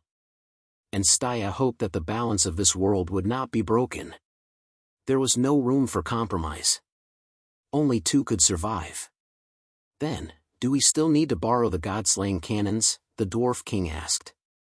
He was still reluctant. Yes. Jilin glanced at the Dwarf King. Someone has to test the waters for us first. If the stick is not long enough, how can we test the waters? Heh. The Dwarf King was amused. He felt that Jilin's words were getting more and more interesting. In your opinion, without these 3 god-slaying cannons, the humans can't even test the waters of the demon god clan? Not necessarily. I have never seen a real human, but the humans will definitely lose. However, it would be best if both sides suffer. The humans will definitely lose, because of the Demon King? Yes. Then what will we do when the humans are destroyed? The Demon King is my opponent. You just have to be responsible for the humans. What if you can't defeat the Demon King? The Dwarf King glanced at Jilin and asked carefully. I can at least stall him. The Dwarf King was shocked. Jilin did not deny it. Even Jilin did not want to defeat him. He only wanted to stall him. Gulp. The Dwarf King swallowed his saliva. He really wanted to persuade Jilin. Since he had no confidence in fighting the Demon King, he might as well join forces with the humans first. Even if he defeated the Demon King, what about fighting the humans? The Dwarf King looked like he wanted to say something but stopped. Jilin certainly understood his concerns. Don't worry. Even if I fail, I have a backup plan. Nothing will go wrong. Then what do we need to do? Now, I need you to make some small toys. The people of the true human race seem to be able to constantly release cold air. The temperature around them is extremely low. If humans fought with them for a long time, they might be frozen stiff and unable to even hold their weapons. Therefore, we need to make a small item that can be worn by people. It can be used to maintain a person's body temperature. The Dwarf King blinked, sweat dripping down his face. At first, Jilin said that it was a small toy, and the Dwarf King didn't care. But the more he listened, the more he felt that something was amiss. The Dwarf King thought to himself, This doesn't seem to be the business scope of the dwarf race. The dwarves could forge swords and cannons. However, the thing Jilin mentioned seemed to be classified as a magical item. Moreover, what Jilin said wasn't new at all. The dwarf race had considered doing this many years ago. In the early years, the dwarf race and the Snow Wind Empire supported each other and lived together in the snow. How many people froze to death in the Snow Wind Empire in a year? A product that could withstand low temperatures was naturally in the dwarf race's plan. However, they didn't succeed for many years. Now that Jilin casually said to make a small toy, how could it be said that it was made? The Dwarf King began to think about how to refuse. Don't worry, I will solve the problem of the energy used to withstand low temperatures. Jilin said. The difficulty is not only this. The Dwarf King's expression didn't ease up. Indeed, a small fire energy that can be used for a long time is the biggest difficulty. If we have your help, we are confident that we can make one for you in a short time. However, this is meaningless. Your purpose is to use that thing to arm the entire human race and all the races that belong to the Red Camp. The amount required is unimaginably huge. We can't complete such a huge amount. This is not our field to begin with. Then whose domain should this be? Which? Jilin let out a long sigh of relief. If that was the case, then things were simple. Did you hear that? Staya is gone, come out. Jilin looked at a dark corner and said loudly. The Dwarf King was shocked and followed Jilin's line of sight. He thought to himself that there was someone hiding here and he didn't notice it. He saw a woman in a black robe slowly walking out from the shadows. Even though she was wearing a loose robe, it couldn't hide her graceful curves. It was as if she was a woman who completely blended into the darkness. When she walked out of the darkness, it was as if she was separated from the darkness. Aisha. The Dwarf King didn't dare to recognize her. This woman's temperament was completely different from 2 years ago. She became more profound and unfathomable. When did you come? The Dwarf King asked. I came when I noticed that Jilin woke up. It was just that Staya was here before, so it was inconvenient for me to come out, Aisha said. Why are you in such a hurry? What's the matter? Jilin asked. It's not a big deal.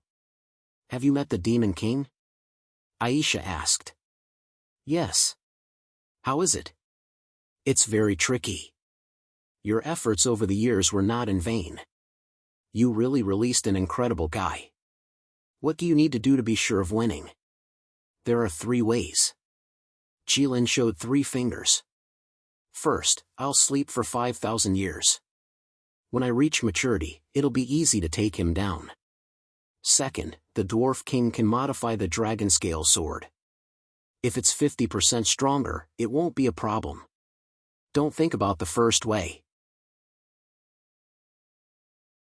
After you sleep for 5,000 years, when you wake up, only the Demon God clan will be left in the world. You won't have to fight with him, Aisha said angrily and then glanced at the Dwarf King. The Dwarf King saw that both Aisha and Jilin were looking at him and quickly shook his head like a rattle drum.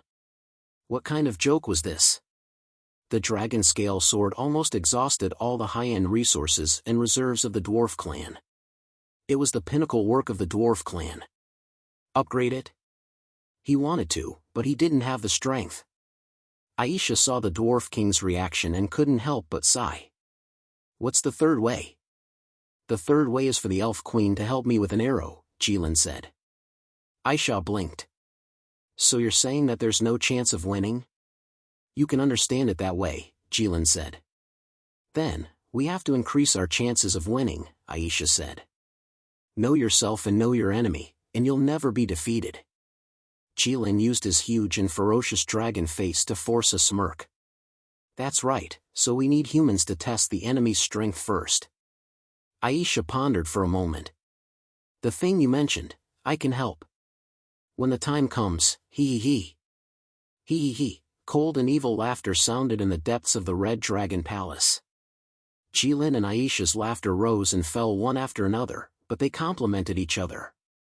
The Dwarf King shuddered at the thought of this. He looked at the treacherous Jilin, and he could no longer see a trace of his previous majestic and unsophisticated appearance. The current Jilin was actually somewhat similar to Aisha. No, just in terms of temperament, it could be said that they were exactly the same. When he was traveling with Jilin in the wilderness, the Dwarf King was still thinking that Staya and Aisha could influence Jilin at the same time, as if light and darkness were suppressing each other. In the future, who would have a greater influence? Now it seemed that it was indeed easier for light to influence a life than for darkness to infect a life.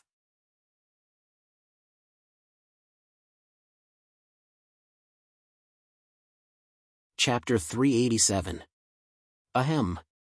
The Dwarf King coughed hard, interrupting the laughter of Aisha and Jilin. It's easy to say.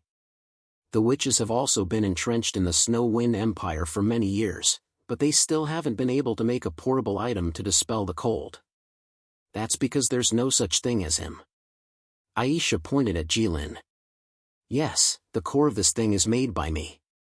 What you need to do is very simple. Jilin raised his fingertips, and the fire elements in the air began to gather. Slowly, it turned into a red bead, the size of a glass bead that human children play with. The Dwarf King reached out and caught it. He only felt a burst of warmth around his body the moment he touched the red ball. The Dwarf King was shocked. His current position was in the depths of the volcano. To be able to clearly feel the rise in temperature here, one could imagine how amazing the heating effect of the red ball was. Isn't this good? The Dwarf King was dumbfounded. In his view, this thing that Jilin casually made could be used.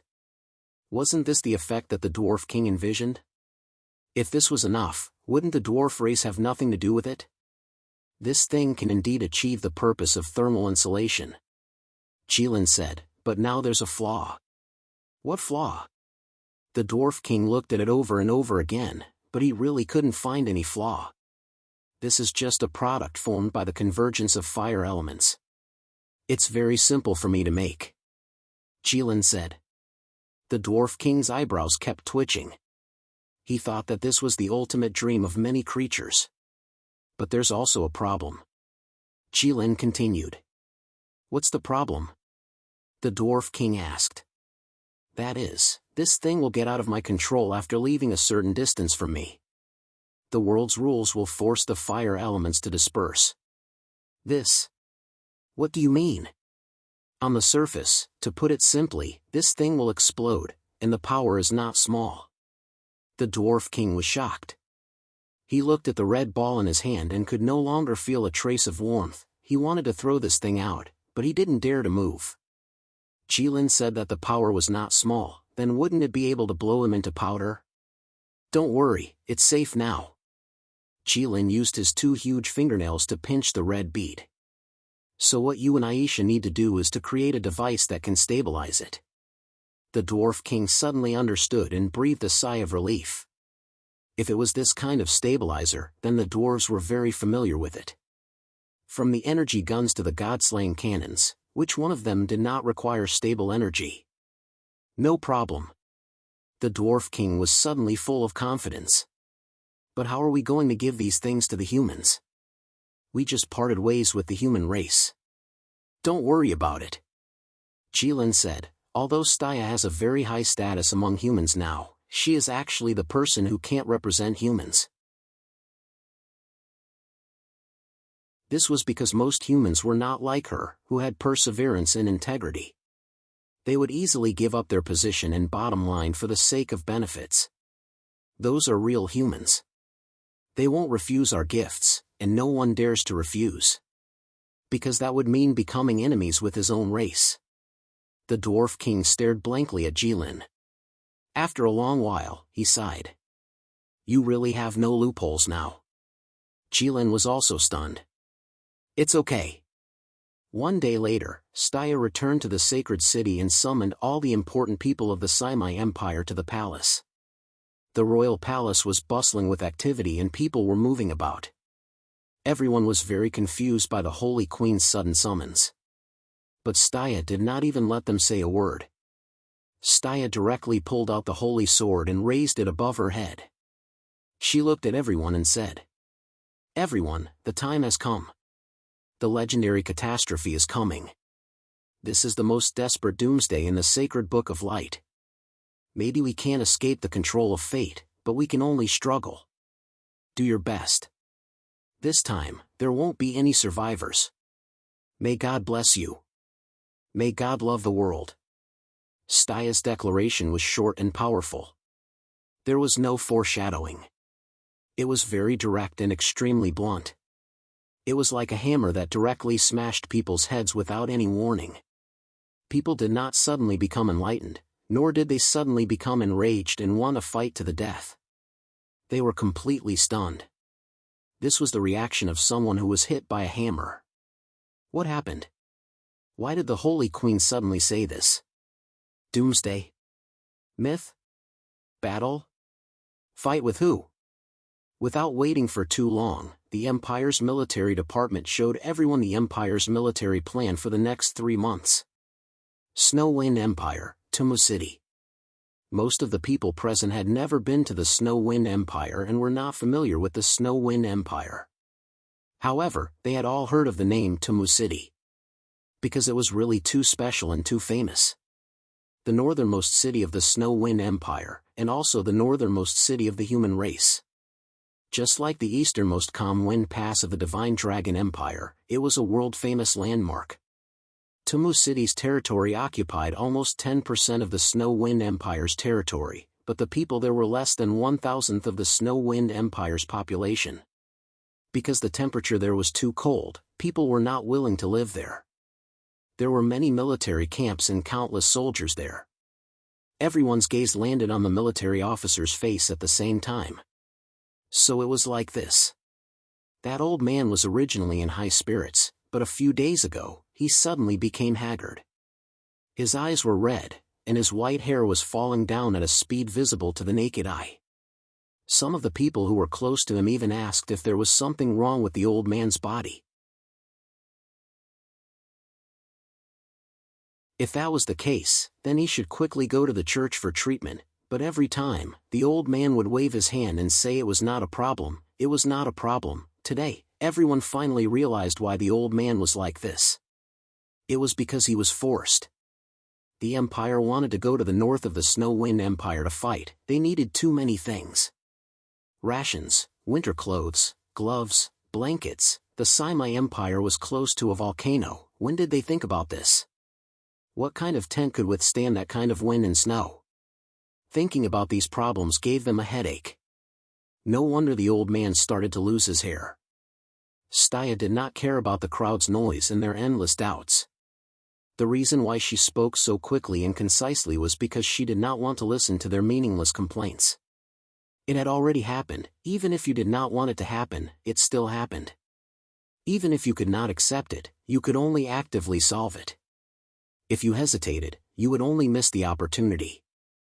Some people said that as long as you did not treat the problem as a problem, it would not be a problem. But Staia felt that although it made sense, it also depended on what the problem was. The problem of the end of the world was definitely not on this list. But this kind of thing could only be figured out by themselves. If others tried to persuade them, it would only make things worse.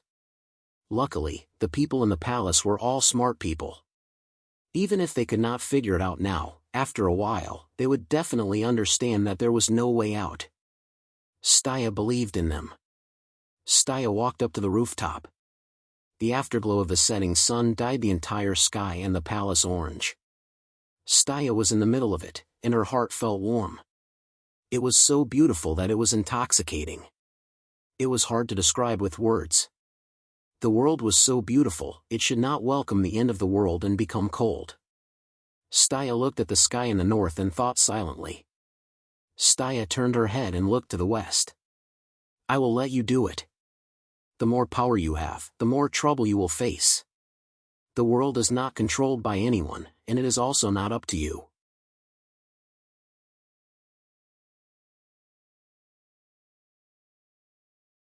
Chapter 388. Staia looked at the sunset and made up her mind.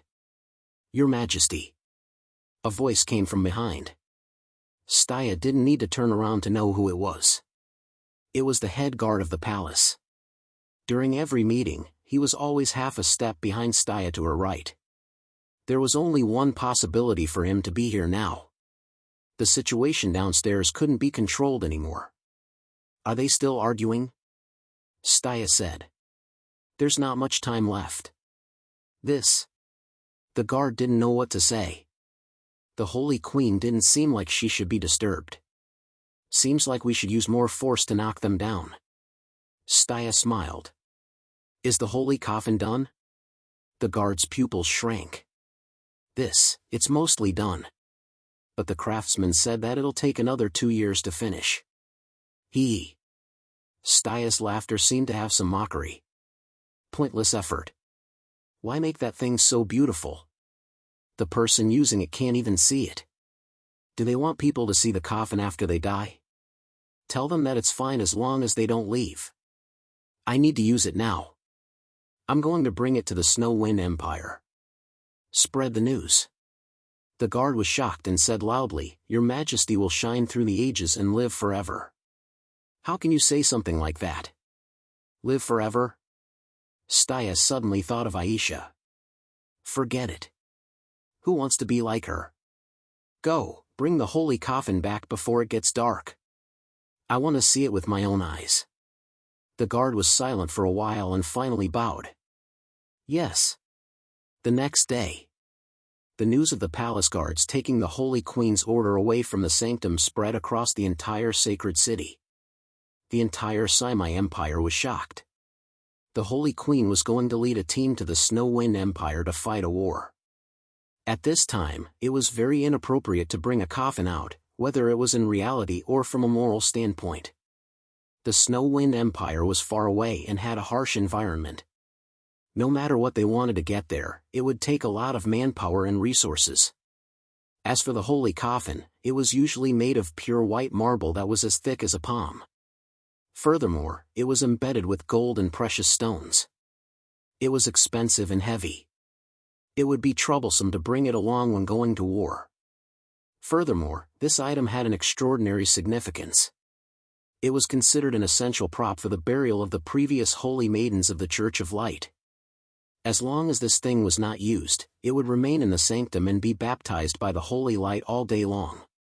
Once he took it out, he had to use it. This was a tradition of the Church of Light that had never changed. Why did the Holy Queen take it out at this time? And to bring him to the Snow Wind Empire? Was His Majesty certain that he would die in the Snow Wind Empire? The Emperor's attitude had a huge impact on the country. When the Emperor went into battle with the intention to die, the entire country would become extremely irritable. There was a saying in the Middle Empire. Although it was a bit exaggerated, it wasn't wrong. If the monarch was humiliated, his subjects would die. But they didn't say what would happen if June died. What about the officials? Die a few more times? That was impossible. At that time, everyone from the Simai Empire who went to war would be ashamed. The ministers realized the seriousness of the matter and began to prepare for war. Countless caravans carrying supplies headed towards the Snow Wind Empire like a long dragon. One of the caravans was covered with a large white cloth. Under the white cloth was a white sarcophagus. Middle Empire. The Golden King wore a yellow robe and sat on the golden throne. He lowered his head and looked at the memorial in his hand.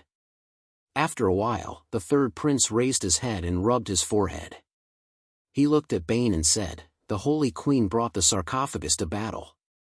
Is it to stimulate the battle intent, or is she really prepared to die?" Staya brought the sarcophagus out. Bane opened his eyes wide and instantly stood up.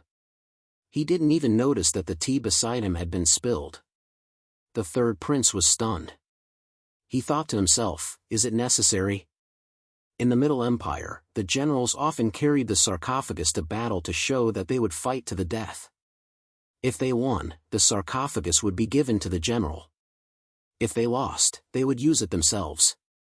To the third prince, this was a common thing.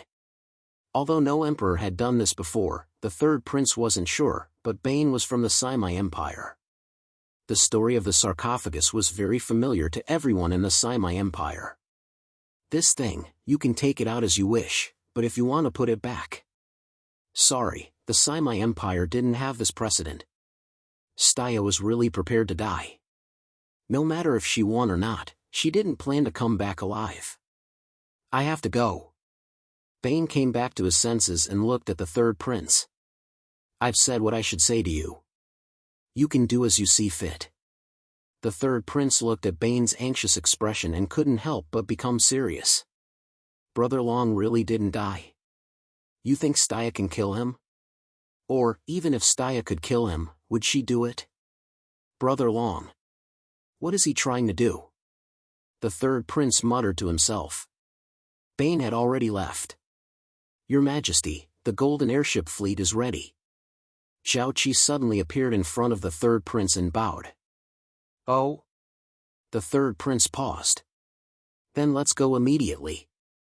Yes. Wait. Yes. Bane shouldn't be too far away.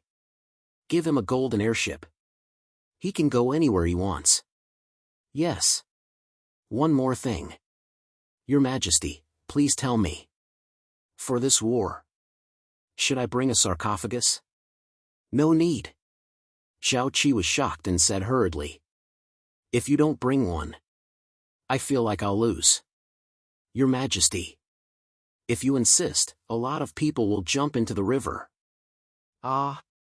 There's no river around the capital. 5 days later, Bane stood on the bow of the golden airship and looked to the west. With that kind of gaze, it seemed like he could see through all the limpid autumn waters. Even though the strong wind made his tears flow and his hair stand on end, Bane still prayed in his mind. Faster, faster. He had a rough idea of what Staya was thinking. Although it was simple and crude, it was very feasible. It was open and honest, very much like Staya's style. But the price was too high. Bane suddenly felt like Staya was the stupidest person in the world. Once she set her sights on a target, she would move forward bravely. She wouldn't turn or choose a path, she would just keep moving forward with her head down. Not only could he not pull her back, he couldn't make her bend even a little bit on this straight path. Persistence and stubbornness were only one word apart. But was it really worth it? Even if the world was ending, it wouldn't be her turn to die. It was so hard to live as a human, don't always think of dying so easily. Bane looked to the north and seemed to be able to see the long line of people trudging through the ice and snow. There was only one sentence in his mind. Don't die, Staya. You're tuning into the Mythic Realms YouTube channel. Don't forget to subscribe and join us on this journey to catch the most captivating stories.